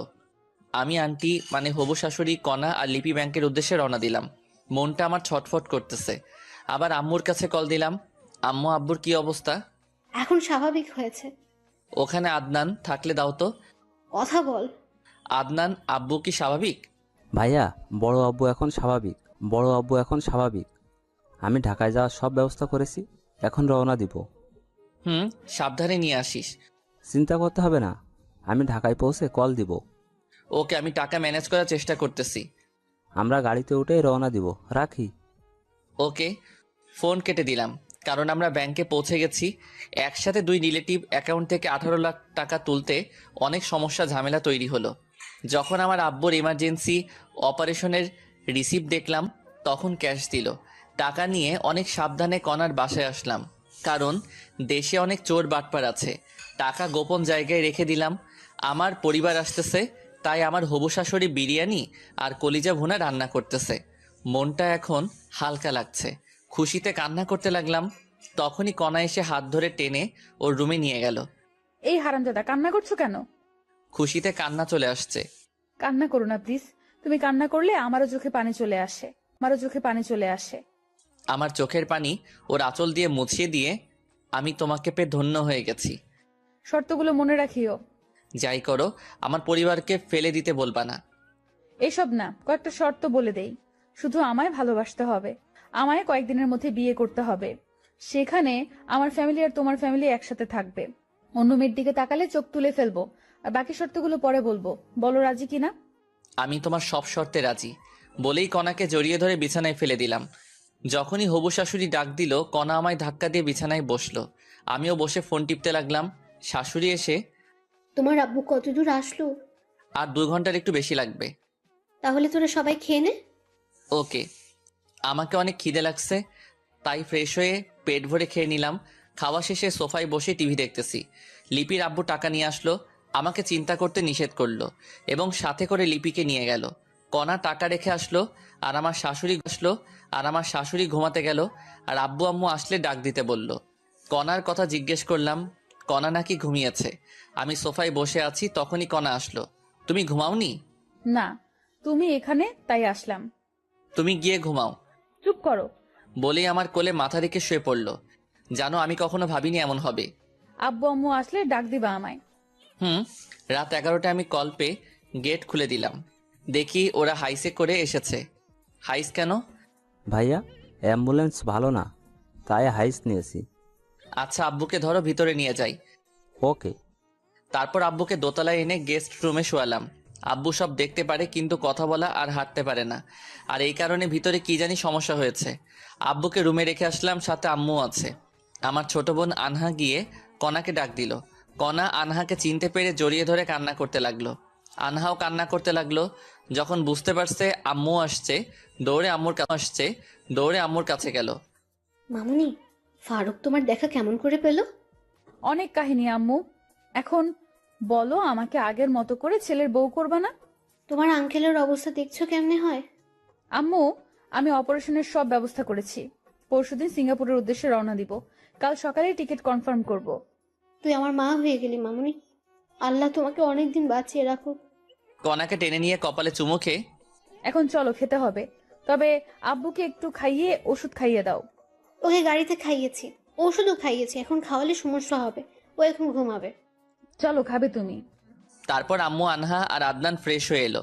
আন্টি মানে হবু শাশুড়ি পরিবেশন করলো আর ওরা সবাই খেয়ে নিল। খাওয়া শেষে সবাই একখানে বসলাম। সেখানে টিকিট কয়টা কাটবো? 4টা টিকিট কেটে রাখো। ওকে, কিন্তু কে কে যাবে? আম্মু যাবে, আব্বুর সেবা করতে হবে, সেগুলো আমরা পারবো না। আমি যাব, তুমি যাবে আর আব্বু। ওকে, কাল সকালে এখন সবাই ঘুমিয়ে পড়ো। ওকে। 4টা রুম, কিন্তু বেড 3টা। একটায় আব্বু আম্মু, আরেকটায় কণা, শাশুড়ি আর আনহা, আর আরেকটায় আমি আর আদনান ঘুমিয়ে পড়লাম। পরের দিন উঠলাম কণার ডাকে, উঠে নাস্তা করলাম। নাস্তা করে অনলাইনে টিকিট কাটার জন্য রওনা দিলাম। টিকিট কনফার্ম করে টিকিটের রিসিভের ফটোকপি নিলাম। এটা দেখালেই টিকিট দিয়ে দিবে। আব্বুকে নিয়ে আমি আর কণা বাংলাদেশের নাম করা বেসরকারি হাসপাতালে গেলাম। ডাক্তার কণার পরিচিত হওয়ার সুবাদে সিরিয়াল খুব তাড়াতাড়ি পেয়ে গেলাম। ডাক্তার অনেক সতর্কভাবে আব্বুর চেক আপ করলো। আব্বুর শরীর এখন কেমন আর আব্বুর শরীর কোন ধরনের অপারেশন সহ্য করতে পারবে সে অনুযায়ী একটা রিসিপ্ট তৈরি করলো। সেদিন আরও কিছু কাজ করলাম। দিনটি কেমনে কেটে গেল বুঝতেই পারলাম না। পরের দিন আবার সেই হাসপাতালে গেলাম। এই হাসপাতালের মাধ্যমেই আমরা সিঙ্গাপুর যাব, আর ওখানে যা কাজ করা লাগবে সব এই ডাক্তাররাই করবে। আমরা সকাল 10টায় গেলাম হাসপাতালে। আবার রিসিভ নিয়ে ব্যাংকে গিয়ে 20 লাখ টাকা ডোনেট করলাম। টাকা ডোনেট করার পর রিসিভ নিয়ে বাসায় আসলাম। আমাদের বিকেল 4টায় ফ্লাইট, তাই আমরা রেডি হলাম। টিকিট অবশ্য কাটা ছিল আমাদের। আমরা রওনা দিলাম দুপুর 2টায়। যথাসময়ে প্লেন উড়াল দিল। দীর্ঘ 6 ঘন্টা পর আমরা সিঙ্গাপুরের মাটিতে পা রাখলাম। আমরা সরাসরি হাসপাতালে চলে গেলাম। আমাদের কাছ থেকে রিসিভ জমা নিল এবং আব্বুকে ভিতরে নিয়ে গেল। কিছুক্ষণ পর এসে অভিভাবক অর্থাৎ সাদা স্ট্যাম্পে আমার স্বাক্ষর নিল। স্বাক্ষর করা শেষে ওরা চলে গেল। অপারেশন শুরু হলো। আমরা বাইরে দাঁড়িয়ে আছি। আম্মু তো শুধু কান্নাই করছে, থামছেই না কিছুতেই। আমারও কান্না আসতেছে, কিন্তু আমায় শক্ত হয়ে থাকতে হবে। আমি যদি কান্না করি তাহলে আম্মুকে আটকানোই যাবে না। আমি শুধু মনে মনে আল্লাহর নাম নিচ্ছি। আম্মু কান্না করতে করতে ক্লান্ত হয়ে বেঞ্চের উপর ঘুমিয়ে পড়েছে। কণা আম্মুর মাথা নিজের কোলে রেখে বসে আছে, আর আমি অপারেশন থিয়েটারের দরজার সামনে দাঁড়িয়ে আছি। আমার চোখের কোণে পানি এসে গেছে। আব্বুর কিছু কথা আমার মনে উঠে গেল। যাই হোক, প্রায় 3 ঘন্টা পর একজন দরজা খুলেই, কে আপনি? আমি রোগীর আত্মীয়। কেন?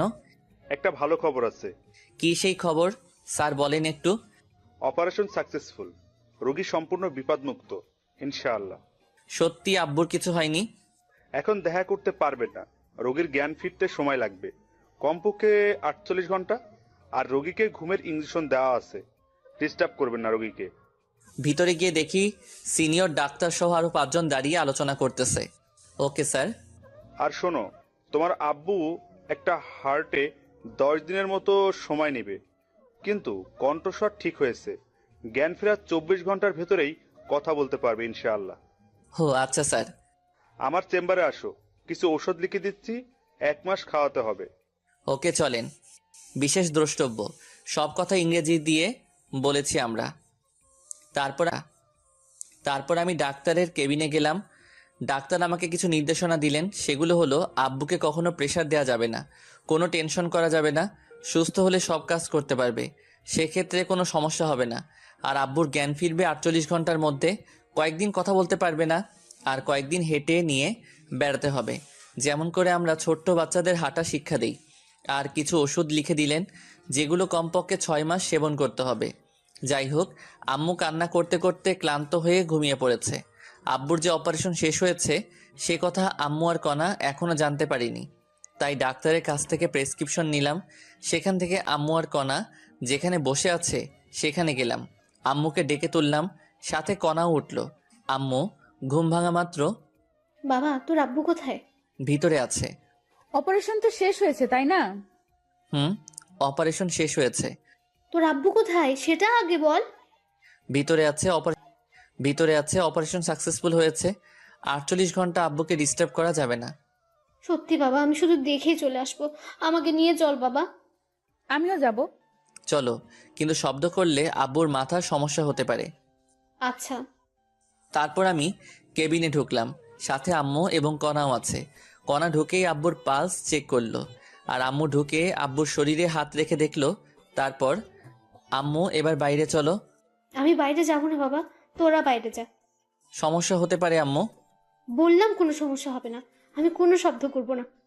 আচ্ছা বসে থাকো, আমরা বাইরে আছি। আব্বুর পাশে একটা চেয়ার এনে আম্মুকে বসিয়ে দিয়ে, বাবা তোরা দুজন কিছু খেয়ে আয়। আচ্ছা। আম্মু কেবিনে বসে আছে, আমি আর কণা বাইরে আসলাম। তখন, এই তোমার কার্ডে কি টাকা আছে? আমি রেখে দিয়েছি। ও রেখে দাও, টাকা লাগতে পারে। বলেই আমি বাইরে যাওয়ার জন্য পা বাড়ালাম। কোথায় যাচ্ছ তুমি? আমি খাবার কিনে আনতেছি। দাঁড়াও, মিথ্যা বলতে পারো না, বলো কেন? মিথ্যা বললাম কখন আমি? জানি তোমার কাছে কোনো টাকা নেই, এখান থেকে খাবার নিয়ে আসিও। আমার হাতে ও ডেবিট কার্ডটা দিয়ে, আচ্ছা আসলে আমার কাছে 5,000 টাকা ছিল মাত্র। তুমি কোথায় থাকবা? কোথায় আবার, আম্মুর সাথে। ওকে। কণা আম্মুর কাছে গেল, আর আমি বাইরে গেলাম। সেখানে ভাত না পেয়ে বিরিয়ানি নিয়ে আসলাম। 4 প্যাকেট বিরিয়ানি নিয়ে আসলাম। এসেই আম্মু এদিকে এসে তুলে খাওয়াও আমাদের। আচ্ছা চল। তারপর আম্মু আমাকে আর কণাকে খাইয়ে দিচ্ছে, আর আমরা দুজন আবার আম্মুকে খাওয়াচ্ছি। খাবার এক পর্যায়ে, আজ আমি অনেক খুশি। আমরাও। আজ আব্বুর অপারেশন হয়ে অনেক শান্তি লাগছে। সেটাই। কণা টাকা না দিলে সেটা হতো না কখনো। তোর আব্বু সুস্থ হলে তোদের বিয়ে দেব। আগে আব্বু সুস্থ হোক তো। মেয়েদের মতো লজ্জা পাস কেন? আচ্ছা মামুনি, 3-4 মাস পর বিয়ে হলে কোনো সমস্যা হবে তোমার? আম্মু আপনারা যখন দেবেন আমি তখনই রাজি, কিন্তু বাসায় গিয়ে ওর সাথে আমার রেজিস্ট্রি করে রাখতে হবে। আচ্ছা মামুনি, আমরা একটু সামলে উঠবো। আর শোনো, তোমাদের তো কাল রাতের ঘুমও হলো না। ওখানে যে বেঞ্চ আর ফাঁকা ব্যাগ আছে ওখানে ঘুমিয়ে পড়ো। আচ্ছা। তারপর আমরা অনেক কষ্টে ঘুমালাম। ঘুম থেকে উঠলাম পরের দিন সকালে। সেদিনটাও কেটে গেল। পরের দিন উঠে ভালো লাগছিল না, তাই কণাকে নিয়ে বাইরে গেলাম। একটা পার্কে আমি আর কণা বসে আছি তখন।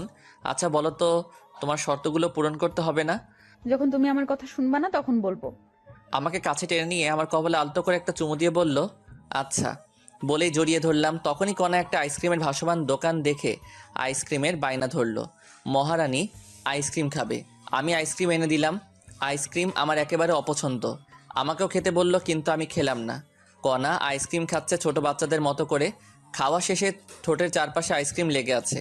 তোমার ঠোঁট মুছে ফেলো, তোমার ঠোঁট মুছে ফেলো। আমি পারবো না। দেখো ঠোঁট পরিষ্কার করো, না হলে ঠোঁট কামড়ে ছিঁড়ে ফেলবো কিন্তু। ছিঁড়ে ফেলো, তোমার জন্যই তো রাখা। তারপর আর কি লাগে, ফায়দা যাকে বলে। কণাকে লিপ কিস করতে লাগলাম। কণাও আমাকে জড়িয়ে ধরলো। ওর ঠোঁটে আর এক বিন্দু আইসক্রিম লেগে নেই, তবু আমি ছাড়লাম না ওকে। তারপর ধীরে ধীরে গলায় কিস করলাম। তখনই কণা কেঁপে উঠে আমায় জড়িয়ে ধরলো। আমিও আবার শুরু করলাম। তখনই পিছন থেকে, এই আপনারা শিশু পার্কে এসব কি করেন? জরিমানা ধরা হবে কিন্তু। দুঃখিত, আমরা যাচ্ছি। তারপর আরও কিছুক্ষণ ঘুরলাম। সন্ধ্যার দিকে আম্মুর জন্য খাবার নিয়ে হাসপাতালে আসলাম। হাসপাতালে এসে দেখে আব্বু হাত নাড়ানাড়ি করতেছে। তখনই আমি ডাক্তারকে ডেকে আনলাম। ডাক্তার আব্বুকে চেক আপ করে, I can believe this. Any problem doctor? না, একটা সুখবর আছে। কি সেই খবর? আসলে আপনার আব্বুর শরীরে অনেক ধরনের জিন বিদ্যমান, তাই আপনার আব্বুর অভিযোজন ক্ষমতাও বেশি। খুব সহজেই সব পরিবেশে খাপ খেয়ে নিতে পারে। আপনার আব্বুর সেসব এনজাইমের জন্য আপনার আব্বু শরীরের ভারসাম্য ফিরে পেয়েছে, কিন্তু এখনো জ্ঞান ফেরেনি আর কথা বলতে পারবে কিছুক্ষণ পর। সত্যি ডাক্তার? আর ঘুমের ওষুধ দেয়নি। কিছুক্ষণের মধ্যেই আপনার আব্বু ঘুম ভেঙে যাবে। ভালো কিছু খাইয়ে দিয়েন। আমি আসি এখন। ওকে। তারপর ডাক্তার চলে গেল। আমি অনেক খুশি, আব্বু আবার আগের মতো চলতে পারবে। যাই হোক, আব্বুর জ্ঞান রাত 2টার দিকে আসলো। ওঠা মাত্র আব্বুকে বাইরে থেকে আনা খাবার খাওয়ালাম। ওষুধ খাইয়ে দিয়ে আব্বুকে রেস্ট নিতে দিলাম। আব্বু হাত পা নাড়াতে পারে, কিন্তু পা ফেলাতে ভয় পায় আর কথা বলার চেষ্টা করে। মুখ দিয়ে বাতাসও বের হয়, কিন্তু আওয়াজটা বের হয় না। যাই হোক, আমি আর আম্মু মিলে আব্বুকে কিছুক্ষণ হাঁটালাম। তারপর আবার রেস্ট নিতে দিলাম। পরের দিন সকালে কিছুক্ষণ চেষ্টা করতেই আব্বু হাঁটতে সফল হলো। সেদিন পমাদের হাসপাতাল থেকে রিলিজ দিল। সেদিন রাতের টিকিট আমরা কেটে ফেললাম। আব্বু ইশারা দিয়ে কথা বলে। টিকিট কাটা শেষে আমরা একটা ছোট হোটেলে গিয়ে রাতের খাবার খেয়ে কিছু ব্যাগে প্যাকেট করে নিলাম। সন্ধ্যার সময় এয়ারপোর্টের ভিতরে প্রবেশ করলাম। রাত 8টায় প্লেন উড়াল দিল। পরের দিন ঢাকা শাহজালাল আন্তর্জাতিক বিমানবন্দরে নেমে কণার বাসায় গেলাম এবং কণার আব্বুর নামে যা শুনলাম তা শুনে দ্রুত সন্ধ্যার সময় আমরা এয়ারপোর্টের ভিতরে আসলাম। সিঙ্গাপুরের সময় রাত 11টায় আমাদের ফ্লাইট। আগে থেকে জানতাম অনেক সময় ভিতরে বসে থাকা লাগবে, তাই রাতের জন্য হালকা নাস্তা নিয়েছিলাম।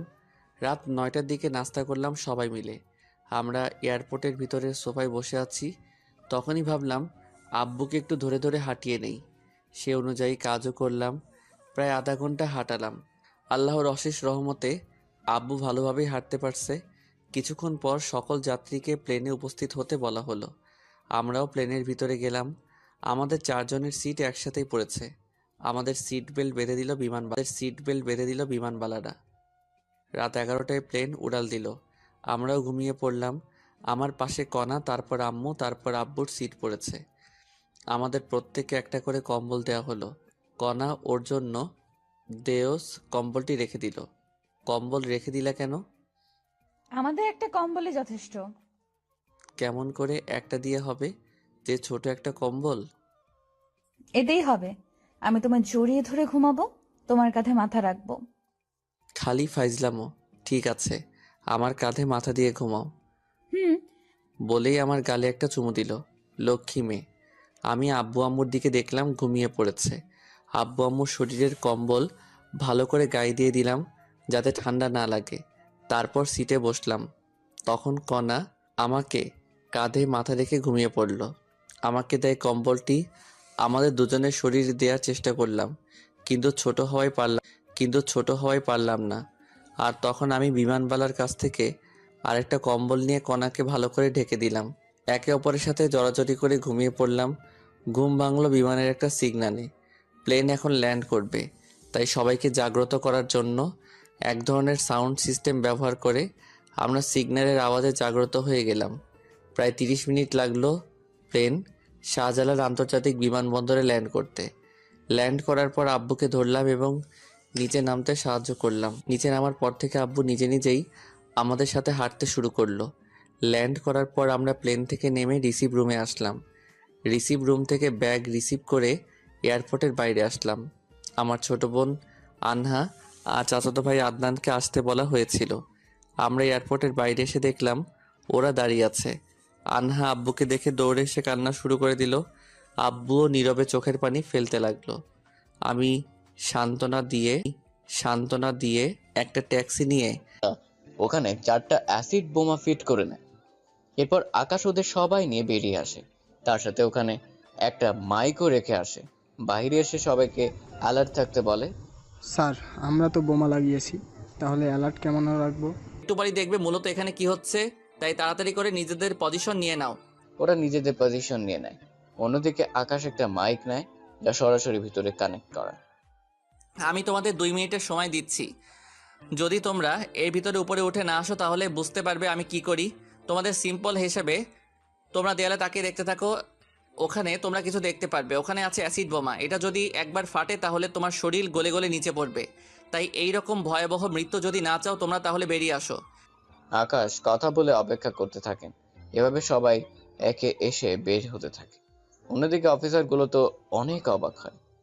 স্যার, কি করে করলেন? বেশি জানতে চেও না, শুধুমাত্র দেখেই যাও। ঠিক আছে, ঠিক আছে।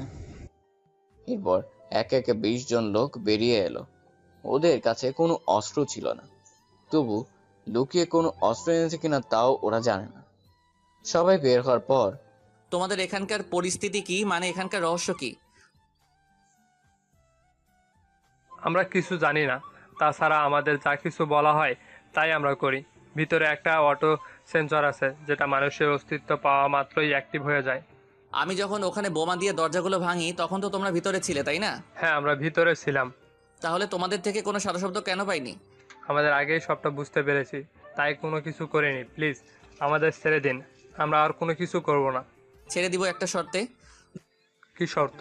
যদি তুই আমাদের বলে দিস এর ভিতরে আর কি কি লুকানো আছে, সব যদি বলিস তাহলে যেতে দিব। বলতেছি, প্লিজ তবুও আমাদের মারবেন না। তোদের মধ্যে 2 জন আমাকে সবকিছু দেখা, বাকিরা এখানে থাক। এই তোমরা এদের দেখো, যদি কোনো চালাকি করো তোমরা তাহলে কেউই বাঁচবে না। আমরা কোনো চালাকি করব না, তবুও আমাদের কিছু করো না। চলো। ওই লোকগুলো আকাশকে নিচে গিয়ে সবটা দেখাতে থাকে। আকাশও সবটা দেখতে থাকে। কিছুক্ষণ পর আকাশ বেরিয়ে এলে এখানে তেমন কিছু দেখলো না, তাই বেরিয়ে আসলো। তোদের বসকে? বিশ্বাস করুন, আমরা ওনাকে চেনা তো দূরের কথা, আমরা ওনার নামটাও কখনো শুনিনি। সত্যি বলছিস তো? সত্যি বলছি। তবে আমাদের একটা লোক ওকে দেখেছে। সে এখন কোথায়? একটু আগে বোমার জন্য সে মারা যায়। ও শিট, তাহলে এটা বল, তোদের আরো একটা আস্তানা আছে। ওই আস্তানা কোন দিকে, তাড়াতাড়ি বলো। আমরা কন্ট্যাক্ট করতে পারি, কিন্তু কোন জায়গা তা বলতে পারি না। তা তোমাদের ফোন ট্র্যাপ করে তো আমরা বের করতে পারবো। তা তো পারা যাবে না। কেন পারা যাবে না? তাছাড়া আমরা তো সচরাচর সবগুলো ফোন ট্র্যাপ করতে পারি। আমাদের ফোন অন্য সব ফোন থেকে অনেকটা আলাদা। কি ফোন তোমাদের? আমাদের ফোন হচ্ছে স্যাটেলাইট, সেজন্য হ্যাক করা সম্ভব না। অফিসার, এদের সবাইকে নিচে ছেড়ে দাও। ঠিক আছে। ওরা খুশি হয়ে নিচে নেমে যায়। ওরা যাওয়ার পর আকাশ ও বাকি টিমগুলো ওই জায়গা থেকে অনেক দূরে চলে আসে, এসে ওই বোমাগুলো অ্যাক্টিভ করে দেয়। এতে করে ভিতরে থাকা লোকগুলো বুঝতে পারে ওদের ধোঁকা দিয়েছে। তাই 1 মিনিট পর ওই জায়গাটা অ্যাসিডে ভরে যায় এবং সবকিছু অটোমেটিক গলতে শুরু করে। অন্যদিকে রতন ও বাকি অফিসার তা দেখে ভয় পেয়ে যায়। ওরা কখনো ভাবেনি এই বোমাটা এরকম আক্রমণ করতে পারে। কিছুক্ষণ পর ওরা জিজ্ঞেস করে, স্যার, এটা কি ধরনের বোমা? কেন, এটা কি ভালো না? এত পাওয়ারফুল বোমা আমি তো জীবনেও দেখিনি। আচ্ছা স্যার, এই বোমা যদি খোলা জায়গায় ব্লাস্ট করা হয় তাহলে একবার ভেবে দেখেছেন? এই বোমা খোলা জায়গায় কোনো ক্ষতি হবে না, তবে মানুষ থাকলে তারা গলে যাবে, কেননা এই বোমা কোনো কিছু গলাতে সাহায্য করে। যদি ওখানে কোনো কিছু না থাকে তাহলে গলাবে কি করে? কথা তো ঠিক বলেছেন। তাহলে কি এবার যাওয়া যাবে? হ্যাঁ, চলুন স্যার। তবে আমরা এখন কোথায় যাবো এত রাতে? আমরা আজকে রাতে ক্যাম্পিং করব, তাই কিছু লোক পাহারা দিবে, আবার কিছু লোক রেস্ট নেবে। কিন্তু স্যার, আর 3 ঘন্টা পর তো ভোর হয়ে যাবে। সমস্যা নেই, ভোর হলেই আমরা অন্য জায়গায় যাব এবং তার সাথে আমাদের হাতিয়ারও চলে আসবে। তাহলে তো ভালোই। কিন্তু স্যার, একটা কথা বলবো, আপনি যদি কিছু মনে না করেন। কি কথা, বলো আমাকে। স্যার, আমি তো এই ক্যাম্পের হেড। আমার উপর মাত্র আমার বড় স্যার, কিন্তু উনি আমার সাথে কোনো প্ল্যান করেনি। কিন্তু আপনার সাথে ঠিকই প্ল্যান করেছি। এর কারণ কি স্যার? এই মিশনে কি কি হবে না হবে এই ব্যাপারে কোনো কিছু আমি জানি না। তার জন্য কি তোমার আফসোস হচ্ছে? আফসোস কিছুটা হচ্ছে। কেন? কারণ আমাকে স্যার সবার তথ্য দিচ্ছে না, সেই জন্য। চিন্তা করো না, আমি এখান থেকে চলে গেলে তো আর কোনো সমস্যা হবে না।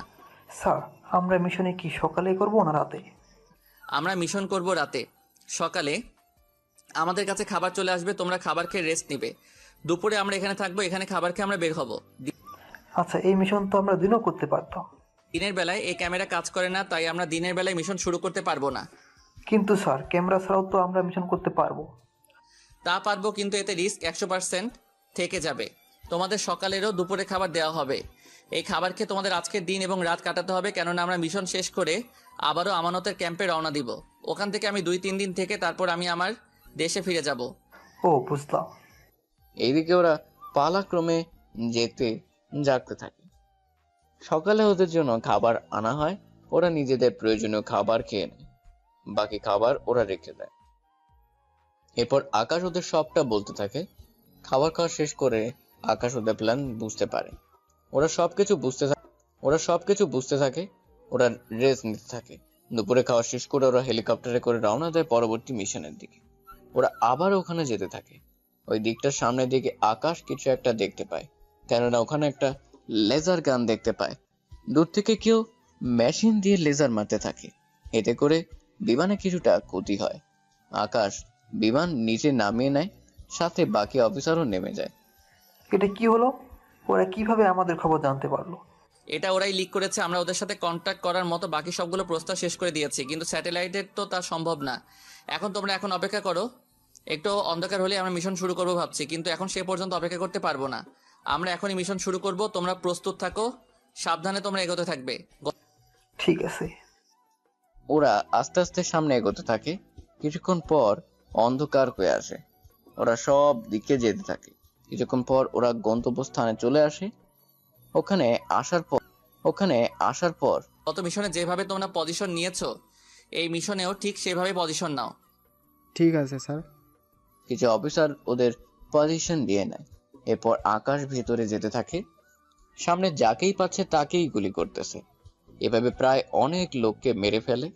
ভেতরে যতই যাচ্ছে বিপদ আরো বেড়েই চলছে। ওরা ওখানে গিয়ে অনেক অস্ত্র খরচ করে ফেলে, তবে অনেক লোকই মারা যায়। ওখানে ওরা 3 জন লোককে পায়, যাদের ওরা বাঁচিয়ে রাখে। দেখ, তোদের কাছে 2টা পথ খোলা আছে। 1, তোদের নেটওয়ার্ক কোন কোন জায়গায় আছে তা আমাকে বল। 2, তোদেরকে কারা কারা এইসব অস্ত্র সাপ্লাই করে। বিশ্বাস করেন, আমি আমার কোনো বস নই। আমরাও ওদের মতো কাজ করি। আমরা কিছু জানি না। ও তাই নাকি? তাহলে একটা বল, তোদের সব তাহলে কোথায় গিয়েছে? উনি তো এখান থেকে পালিয়ে গিয়েছে। একদম মিথ্যা বলবি না। সত্যি বলতেছি, উনি একটা বিমানে করে গিয়েছে। আবারও মিথ্যে বলতেছিস? ও ঠিক বলেছে। আমি 10 মিনিট আগে একটা হেলিকপ্টারে উড়ে যেতে দেখেছি। তাহলে কখন কেন বললে না? স্যার আমি তো ভেবেছিলাম ওই বিমান নিয়ে আক্রমণ করবে, তাই আমি ভাবলাম তখন দেখতেই পারবেন, সেজন্য আমি কোনো কথা বলিনি। এই তোরা তাহলে বল, তোদের বস কোথায় থাকে? কোথায় পাওয়া যাবে তাকে? দেখুন, ওনার সম্পর্কে আমরা কিছু জানি না। আপনি যদি আমাদের মেরেও ফেলেন তাও আমরা এটাই বলবো। তাহলে কি করব এখন স্যার? ওখানে যা করেছি তাই করো। ঠিক আছে স্যার। এরপর এই জায়গার মতো এখানেও বোমা দিয়ে সবকিছু গুলিয়ে দেয়। ওখানে সবাইকে মেরে আকাশ চলে আসে ক্যাম্পের ভেতরে। ওখানে গিয়ে বড় স্যারের সাথে দেখা হয়। ওখান থেকে আকাশ চলে আসে গেস্ট হাউসে। ওখানে এসে আকাশ ওর ভাইকে কল দেয়। এইদিকে আকাশ এই দিন এখান থেকে ওর ট্রিটমেন্ট করতে থাকে, কেননা আকাশ এই 10 দিনের ভেতরে ওর চেহারা ঠিক করে তারপর যাবে ওর দেশে। এদিকে 10 দিন পর আকাশ দেশে আসে। আকাশ দেশে এসে চলে আসে নিজের বাড়িতে আসার পর অদ্রিও রোজা আকাশকে দেখেও চিনতে পারছে না, কেননা আকাশের আগের চেহারা এখন আর নেই। আকাশকে দেখে ওরা তো অবাক হয়, তার সাথে আকাশও কোনো কিছু বলে না। আকাশ ব্যাগ নিয়ে ভেতরের দিকে যেতে থাকবে, তখন আকাশ ওখানে ইরাকে দেখতে পায়। আকাশ তো অবাক হয়ে ইরাকে দেখে। এইদিকে আকাশের ভাই আবির ওর মাকে নিয়ে হসপিটাল থেকে আসতেছে, কেননা উনি আকাশের চিন্তায় অসুস্থ হয়ে গিয়েছে। এখন পুরো বাড়িতে আকাশ তাকিয়ে আছে ইরার দিকে। অদ্রিও রোজা তাকিয়ে আছে আকাশের দিকে। তার সাথে আকাশ ওর ভাই আর মাকে দেখতেছে। এখন গল্পের ইন্টারেস্টিং হচ্ছে কি হবে এখানে তা আপনারা জানতে পারবেন সিজন 2 মাধ্যমে। সিজন 2 মাধ্যমে আপনারা জানতে পারবেন আকাশের চেহারা কালো হওয়ার রহস্য, সবকিছু জানতে পারবেন। তাই সিজন 2 পর্যন্ত অপেক্ষা করুন। আকাশ তো অবাক হয়ে ইরাকে দেখে। এইদিকে আকাশের ভাই আবির ওর মাকে নিয়ে হসপিটালের থেকে আসতেছে, কেননা উনি আকাশের চিন্তায় অসুস্থ হয়ে গিয়েছে। এখন পুরো বাড়িতে আকাশ তাকিয়ে আছে ইরার দিকে। অদ্রিও সোজা তাকিয়ে আছে আকাশের দিকে। তার সাথে আকাশ ওর ভাই আর মাকে দেখতেছে। এরপর সবাই অবাক হয়ে তাকিয়ে আছে। আশপাশে শুধুমাত্র আমি ও অদ্রিজা। এরা দুজনকে চিনতে পারছে না, আর না হয় বাকি তিনজনে চিনতে পেরেছে। আকাশকে ওর মা গিয়ে জড়িয়ে ধরে। কথাগুলো বলে ইরা চলে যায় এখান থেকে। ইরা চলে যাওয়ার পর থেকে আকাশ এখানে দাঁড়িয়ে আছে, একটি বারের জন্য ওকে আটকালো না। ইরা চলে যাওয়ার পর অদ্রি ও রোজা তাকিয়ে আছে, কেননা ওদের দুজনের মাথায় কোনো কিছু ঢুকছে না। তাই অদ্রি প্রশ্ন করে। এরপর আকাশ ওর মাও আবিরকে ইশারা করে যাতে এখন কোনো কিছু না বলে, কেননা এখন যদি আকাশ সবকিছু বলে দেয় তাহলে সমস্যা হতো। এইদিকে রোজাও আকাশকে দেখে একদম ফিদা হয়ে গিয়েছে। রোজা তো আকাশের দিকে তাকিয়ে আছে, চোখই ফেরাতে পারছে না, কেননা আকাশ আগে অনেক সুন্দর ছিল, যার জন্য ওকে সবাই অনেক পছন্দ করত। এদিকে আকাশ রুমে যায় এবং আকাশের পিছনে ওর মা ও ভাই ওরা সবাই আসে। ওরা রুমে আসলে আকাশ দরজা বন্ধ করে দেয়। ওরা দুজন বেরিয়ে যায়। অন্যদিকে আকাশ রেস্ট নেয়। এরপর আকাশ রবির সাথে যোগাযোগ করে। অন্যদিকে আবির যখন ক্লাসরুমে আসে তখন আদ্রিও রোজা আবিরের কাছে আসে। রোজা ওই রুমে যায়। ওখানে গিয়ে দেখে আকাশ মাত্র গোসল করে টাওয়েল পরে দাঁড়িয়ে আছে। আকাশকে এইভাবে দেখে রোজা তো নিজেকে ধরে রাখতে পারছে না। আকাশ যদি রোজাকে দেখে লজ্জা পায়, কিন্তু রোজা একটু লজ্জা পাচ্ছে না, সেজন্য এদিকে রোজাও সবকিছু নিয়ে বেরিয়ে আসে মন খারাপ করে। রোজার বোনের কাছে যায়, রোজার রুমে চলে যায়। অন্যদিকে ইরা তো অনেক খুশি আকাশের সাথে দেখা করতে পেরে, কেননা ইরা আকাশকে অনেক ভালোবাসে। সেজন্য ভার্সিটি থেকে অনেক কিছুর বিনিময়ে ঠিকানা জোগাড় করে আকাশের বাড়িতে আসে। কিন্তু আকাশকে আবার দেখতে পেয়ে ইরা তো মনই ভালো হয়ে গিয়েছে, তাই না চাইতেও কিছু না বলে চলে আসে। এখন চলুন আপনাদের তাহলে 2 বছর আগের কাহিনী বলি, যেখানে আপনারা ইরা ও আকাশের ব্যাপারে জানতে পারবেন। তার সাথে গল্পের যে যে রহস্য আছে তাও আপনারা জানতে পারবেন। তাহলে চলুন আপনাদের ফ্ল্যাশব্যাক নিয়ে যাই। ফ্ল্যাশব্যাক: আকাশ যেদিন চিৎকারতে জয়েন করার জন্য কথা, ওই দিন ছিল আকাশের ফাইনাল পরীক্ষা। মানে আকাশ ওই দিন যদি চাকরিতে জয়েন না করে তাহলে এই চাকরি হারাবে। তাই আকাশ ওর মাও আবিরের সাথে কথা বলে। আবিরও মা আকাশকে চাকরিতে জয়েন করতে বলে। আকাশ সেজন্য আর্মি ক্যাম্পে চলে আসে। ওখানে আকাশ লাইনে দাঁড়িয়ে সবার মতো ফর্ম দিয়ে নিজের সব কাগজপত্র নিয়ে চলে আসে। বাসার দিকে আসার পথে আকাশের সাথে একটা মেয়ের ধাক্কা লাগে। এতে করে আকাশ মেয়েটির উপর পড়ে যায়। নিচে পড়ে গিয়ে আকাশ তো অবাক হয়ে তাকিয়ে আছে, কেন মেয়েটি অনেক সুন্দর ছিল। মেয়েটিও আকাশকে দেখতে ব্যস্ত। ওরা দুজনেই ব্যাপারটা বুঝতে পেরে উঠে দাঁড়ায়। এইদিকে ভেবেছিল মেয়েটি আকাশকে থাপ্পড় দিবে, কিন্তু মেয়েটি তেমন কিছু করলো না, উল্টে আকাশের দিকে তাকিয়ে আছে। আকাশ চোখ বন্ধ করে আছে। এরা আলতোভাবে আকাশের মুখটা ছুঁয়ে ধরে। এতে করে আকাশ চমকে উঠে আস্তে আস্তে ঠোঁট চোখ মেলে তাকিয়ে দেখে আসলে ব্যাপারটা কি। চোখ মেলে তাকিয়ে দেখে ইরা মিষ্টি হাসি দিয়ে তাকিয়ে আছে। এবার আকাশের মুখে হাসি ফুটে। এরা চলে যায় এরা যাওয়ার পথে ওই লোকগুলো আকাশকে মারার জন্য, কিন্তু আকাশও কম না, ওদের মারতে থাকে। কেননা ট্রেনিং করেছে, তাই শত্রুদের সাথে কিভাবে মোকাবেলা করতে হয় তাই খুব ভালো করেই জানা আছে। এইদিকে ওদের মেরে অবস্থা খারাপ বানিয়ে দেয়। ওরা চলে যাওয়ার পর বাড়িতে এসে ওর মাকেও ভাইকে এই সুখবরটা দেয়। ওদের পরিবারে কারা কারা থাকে তা আপনার সিজন 1 অনেকবার পড়েছেন, তাই নতুন করে আর বলতে চাই না। চাকরির ব্যাপারটা শুনে সবাই অনেক খুশি হয়। একে একে ওর ভাই চলে আসে। আবির আসার পর কয়েকদিন সকালে আকাশ বের হয়ে দেখে ওর মা নাস্তা বানাচ্ছে। তখন আকাশের কিছুটা খারাপ লাগে, কেননা ওর মা এখনো সংসার কাজ করতে হয়। কিছুক্ষণ পর আকাশের ভাই আবির উপর থেকে নিচে নামে। ওরা দুইজন দুই দিকে চলে যায়। আকাশ আসে ইউনিভার্সিটিতে, কেননা আকাশের কয়েকদিন পরে পরীক্ষা, সেজন্য স্যারের সাথে কথা বলতে এসেছে। তাই আকাশ স্যারের রুমে আসে। আকাশের পর সবকিছু বলতে থাকে। সপ্তাহ শোনার পর স্যার কি বলবে বুঝতে পারছেন।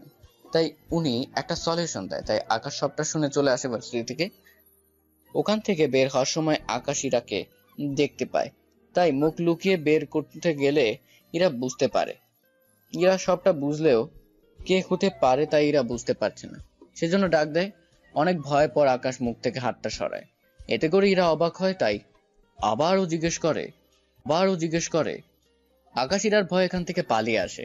পালানোর সময় ইরার কয়েকটা বান্ধবী আকাশকে ধরে ফেলেছিল, কিন্তু ওদের হাত থেকে অনেক কিছুর পর ছুটে পালিয়ে গেল। ওখান থেকে বাড়িতে চলে আসে। এরপর আকাশ ভয়ে আর ভার্সিটি যায়নি। এরপর 7 দিন আকাশ ওর পরিবারের সাথে অনেক দিন কাটাতে থাকেন। সবকিছু নিয়ে আকাশের দিন খুব ভালোই যাচ্ছিল। 7 দিন পর আকাশ ওর মা ও ভাইকে ছেড়ে চলে আসে ক্যাম্পে। ওখানে অনেকের সাথে আকাশের পরিচয় হয়। আকাশ ওদের সাথে পরিচয় হয়, তখন ওদের সাথে আকাশের রবির সাথে পরিচয় হয়।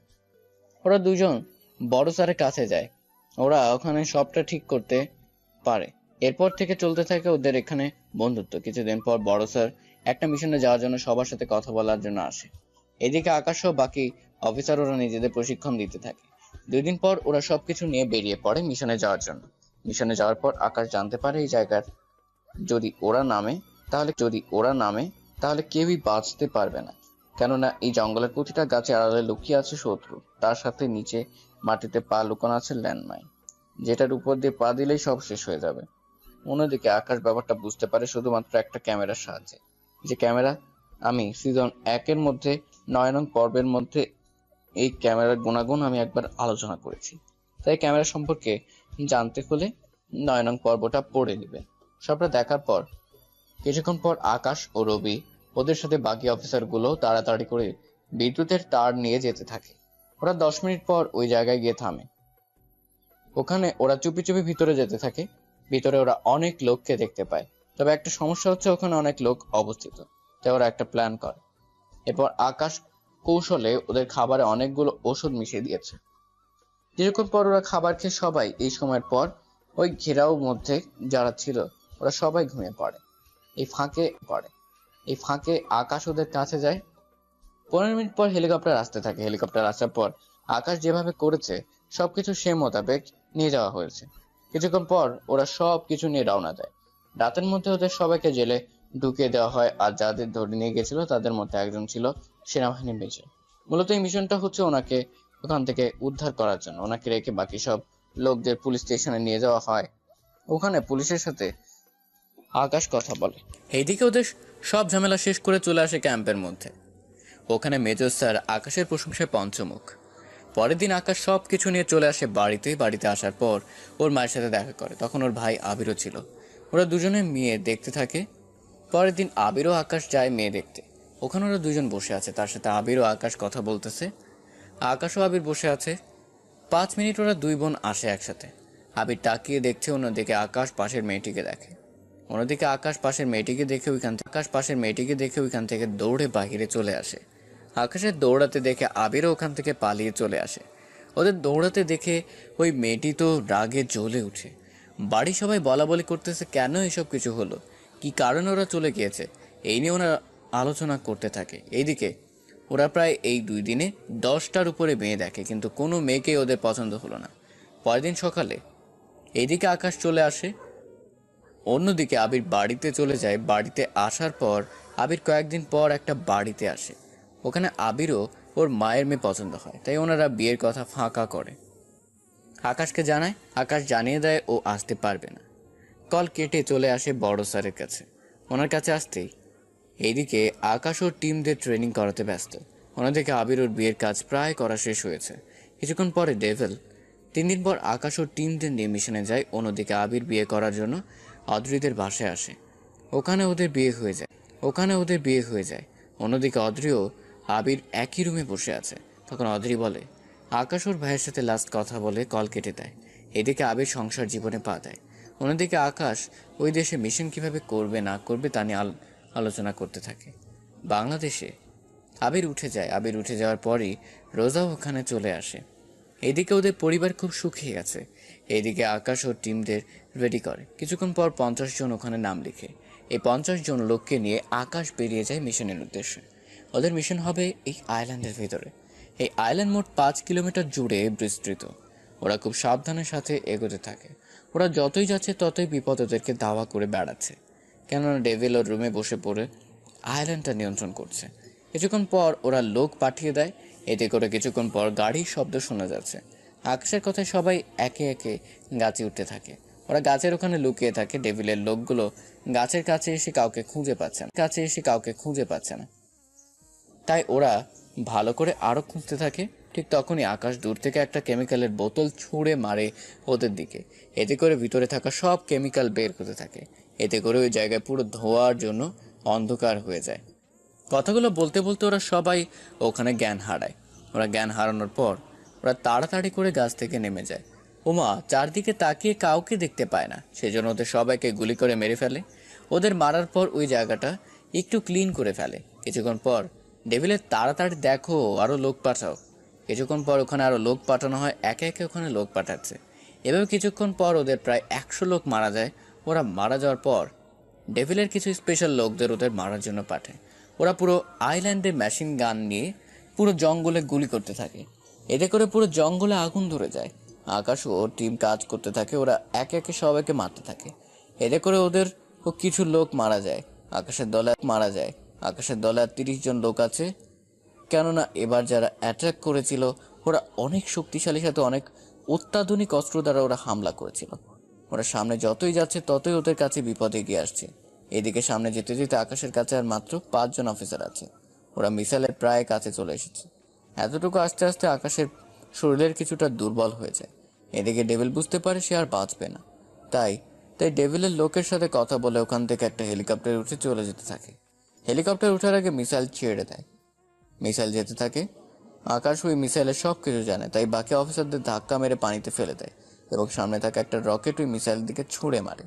এতে করে রকেট গিয়ে মিসাইলে লাগে, সাথে সাথে মিসাইল ব্লাস্ট হয়ে যায়। মিসাইল এতটাই পাওয়ারফুল ও তাপ ছিল যে ওর তাপে আইল্যান্ডে থাকা সবগুলো গাছ আগুনে পুড়ে ছাই হয়ে যায়। ওই তাপ এসে আকাশের মুখে লাগে, তাও অল্প একটু। আকাশ ছিটকে পানিতে পড়ে যায়। আকাশের সাথে থাকা বাকি অফিসারগুলো আকাশকে দেখে কাছে আসে। ওরা পানি থেকে আকাশকে উঠিয়ে নেয়। ওরা আকাশকে ওখানে থাকা একটা হেলিকপ্টার করে ওরা আকাশকে নিয়ে হসপিটালে আসে। হসপিটালে ডক্টর আকাশকে দেখতে থাকে, তার সাথে আকাশের সাথে থাকা বাকি অফিসারদেরও ট্রিটমেন্ট করতে থাকে। 2 ঘন্টা পর ডক্টর বাহিরে আসে। এইভাবে আকাশের চিকিৎসা হতে থাকে। আকাশ সব বাকি অফিসারদের বাংলাদেশে ফেরত পাঠানো হয়। আকাশকে একটা সেফ জায়গায় রাখা হয়, এখানে আর্মি লোক ছাড়া আর কারো আসা নিষেধ। একদিন পর আবিরের মা হঠাৎ আকাশের কথা মনে পড়ে, তাই আবিরকে ডাক দেয়। ওরা পরের দিন নতুন বাড়িতে যায়। এই বাড়িটা অনেক বড়, কেননা এই বাড়িটা আগে আকাশদেরই ছিল। পরে কেউ ঠকিয়ে বাড়িটা নিয়ে যায়, পরে আবার এই বাড়িটা ফিরিয়ে আনে। অদ্রিত বাড়িটা দেখে অনেক খুশি হয়। এইভাবে এই বাড়িতে ওরা 7 দিন কাটাতে থাকে। 7 দিন অদ্রি খেয়াল করছে আবির সারাদিন অফিসে কাজ করে, তাই অদ্রি একটা প্ল্যান করে। কথাটা বলার সাথে সাথে আবির অদ্রিকে কয়েকটা থাপ্পড় মারে। থাপ্পড় খেয়ে অদ্রির মুখ লাল হয়ে আছে। অদ্রি তখন রাগ করে চলে যায়। এভাবে অদ্রি আগের মতো নেই। কথায় কথায় আকাশের মায়ের উপরে রাগ দেখায়, আবার মাঝে মাঝে আবিরের উপরও দেখায়। আবির তো কি বলবে বুঝতে পারছে না। এভাবে যেতে থাকে 15 দিন। আকাশের মুখের ব্যান্ডেজ খোলা হবে, তবে আকাশের মুখের ব্যান্ডেজ খুলবেন ওর বড় স্যার। উনি আকাশের ব্যান্ডেজ খোলার জন্য এগিয়ে আসে। তার সাথে ওই মিশনে কি হয়েছে না হয়েছে এই সব কিছু বড় স্যারকে বলতে থাকে। উনি সবটা শুনে আকাশের উপর অনেক গর্ববোধ করেন। উনি ব্যান্ডেজ খুলে আকাশের সামনে আয়না রাখে। এইদিকে আকাশ রেস্ট নিতে থাকে, সাথে ভাবতে থাকে কি থেকে কি হয়ে গেল, চেয়েছিল কি আর হয়ে গেল কি। অন্যদিকে আকাশের মা আবির অনেক টেনশনে আছে, কেননা 1 মাস হয়ে গেছে আকাশ এখনও যোগাযোগ করেনি। সেজন্য সবাই টেনশনে আছে। অদ্রির রাগ দেখে চলে যায়। অদ্রি যাওয়ার পরে আকাশ কল দেয়। আবির কলটা রিসিভ করার সময় কোনো নাম্বার দেখতে পায়নি, তাই রিসিভ করে। আবির ওর মাকে ডেকে নিয়ে আসে। ওরা আরো অনেকক্ষণ ধরে কথাবার্তা বলতে থাকে। সবটা বলার পর আকাশ ভিডিও কল দেয়। আকাশের মা তো আকাশকে দেখে চমকে ওঠে, তার সাথে আবির ওর মায়ের চোখ দিয়ে কান্না করতে থাকে। ওনাদের সাথে কথা বলে আকাশ রেস্ট করতে থাকে। কয়েকদিন পর আকাশের বড় স্যার মেজরকে বিদায় জানাতে সবাই একত্রিত হয়। ছেলেটার মাঝেই গুণগুলো অবশ্যই আছে, আমি যতদূর জানি। এখন আমি আপনাদের সাথে ওর পরিচয় করিয়ে দেব। তবে ওর যখন এখানে আসবে তখন ওকে দেখেও কিন্তু তোমাদের অনেক কিছু শেখার আছে। ও যখন আনা হবে তখন আমি সব কিছু বলবো। তাহলে আকাশ তুমি উপরে আসে। আকাশ তো উপরে যায়, ওখানে আকাশকে দেখে অনেকেই অনেক কিছু ভাবতে থাকে, কেননা আকাশের যে যে স্থানে শুধু শরীর দেখা যায় ওই জায়গাগুলোতে কালো হয়ে আছে, সেই জন্য অনেকে অনেক কিছু বলা বলি করছে। ওনার কথা শুনে অনেক মাথা নিচু করে বসে আছে। আমি তাহলে সুস্থ হয়ে সবার মাঝে আসবো। ওই দিন আকাশ বিদায় নিয়ে চলে আসে ওখান থেকে, নিজের প্রয়োজনীয় সব কিছু নিয়ে চলে আসে বাড়িতে। তবে বাড়িতে আসার পর নিজের চেহারা দেখে নেয়, যাতে করে কেউ কোনো কথা জিজ্ঞেস না করতে পারে। বাড়ির সামনে এসে আকাশ দরজায় টোকা দেয়। টোকা দেওয়ার পরে আকাশের শত্রুর আবির্ভাব হয়। আকাশ ঘরে ঢুকতে যাবে তখনই অদ্রি বলে। অদ্রির সাথে এইভাবে কথা বলতে দেখে আকাশের মা বের হয়ে আসে। উনি আকাশকে দেখে চিনতে পারে, তার সাথে জড়িয়ে ধরে থাকে, তার সাথে কান্না করতে থাকে। আকাশকে ওর রুমে নিয়ে যায়। আকাশ ফ্রেশ হয়। বিকেলের পর আবির আসে। আবির আসার পর অদ্রির মুখে কথাটা শুনতে পায় যে আকাশ এসেছে। তাই আবির তাড়াতাড়ি করে আকাশের রুমে যায়। আবিরও ওখানে গিয়ে আকাশকে দেখে কান্না করতে থাকে। আকাশ ওর ভাইকে কি বলবে কিছু বুঝতে পারছে না।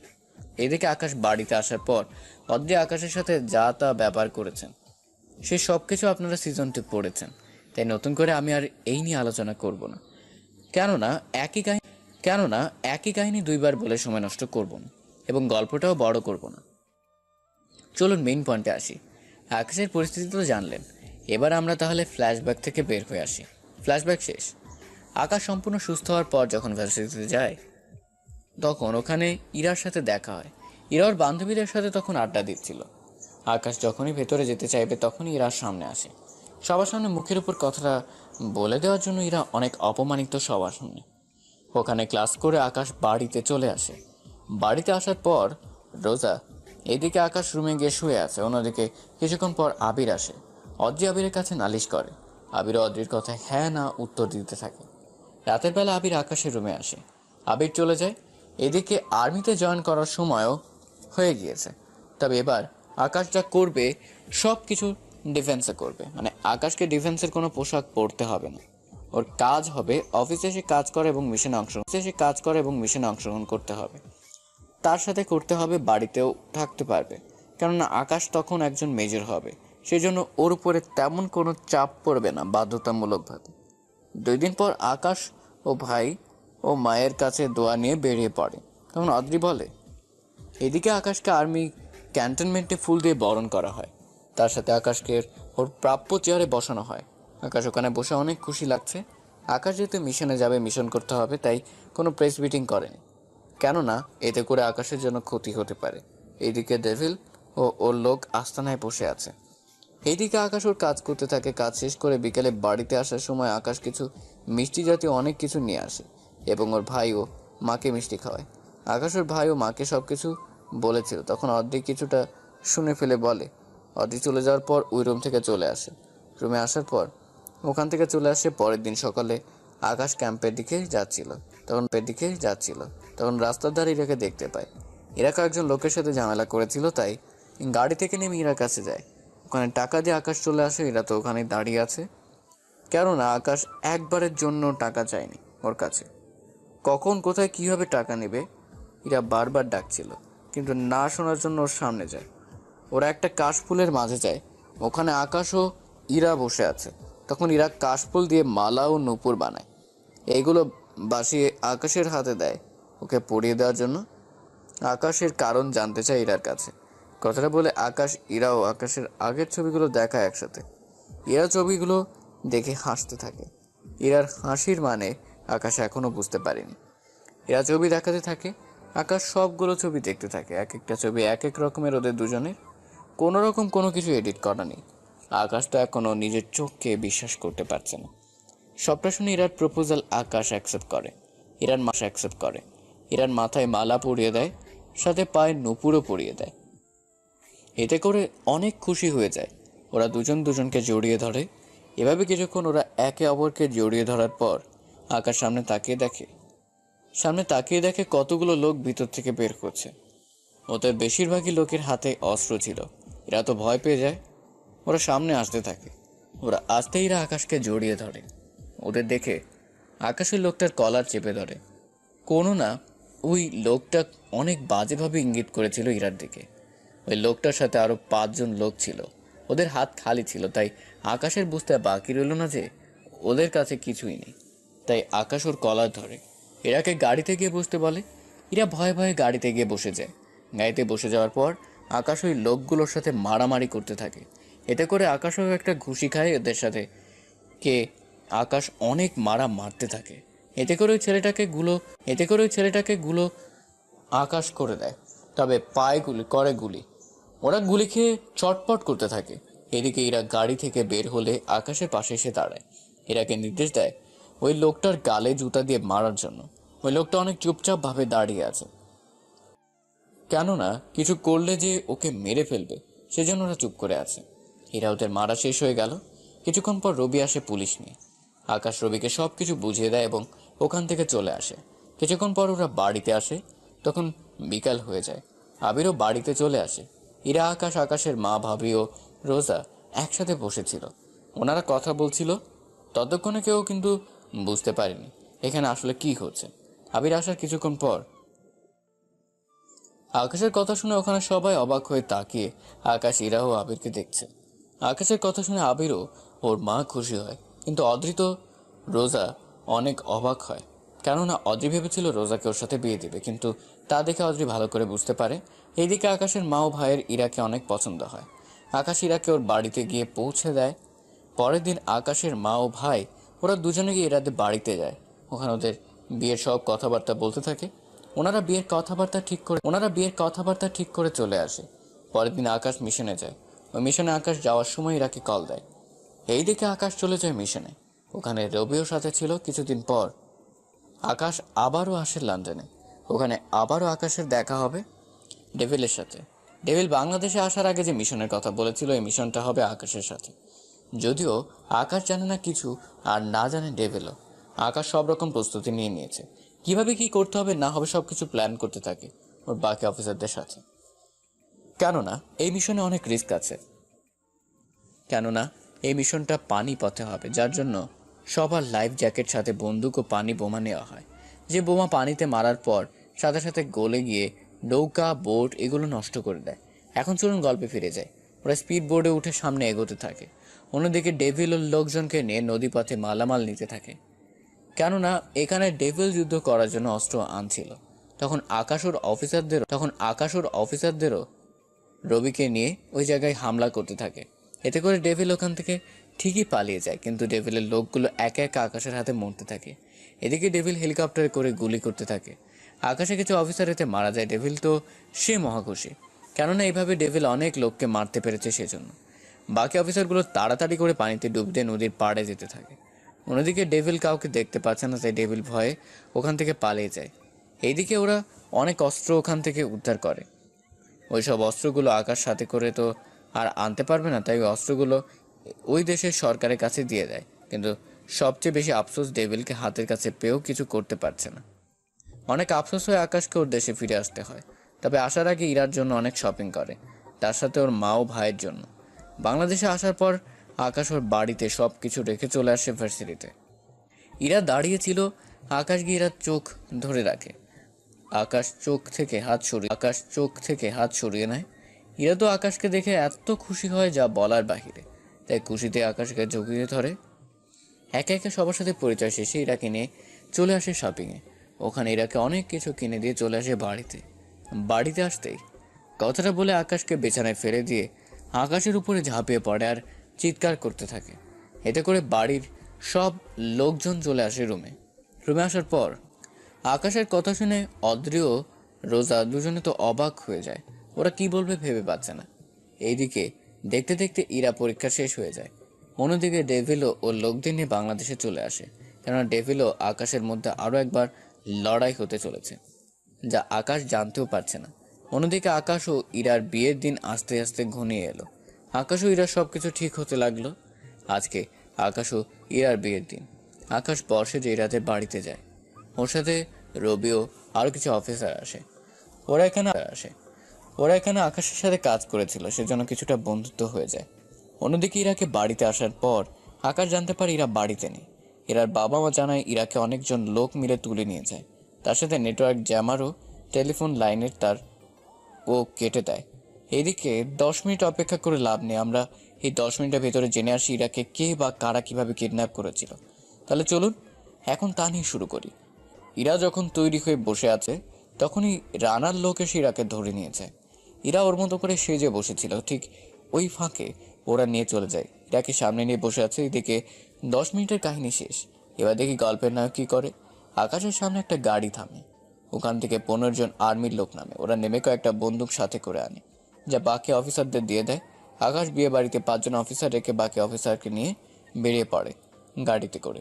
যেতে যেতে মোবাইল ট্র্যাক করতে থাকে। ডেভিল ইরাকে নিয়ে একটা জঙ্গলের কাছে আসে। জঙ্গলের পাশে একটা নদী আছে যে নদীতে কয়েকটা স্পিড বোট আছে, যেখানে ডেভিল কোনো সমস্যা দেখলে খুব তাড়াতাড়ি করে পালাতে পারে।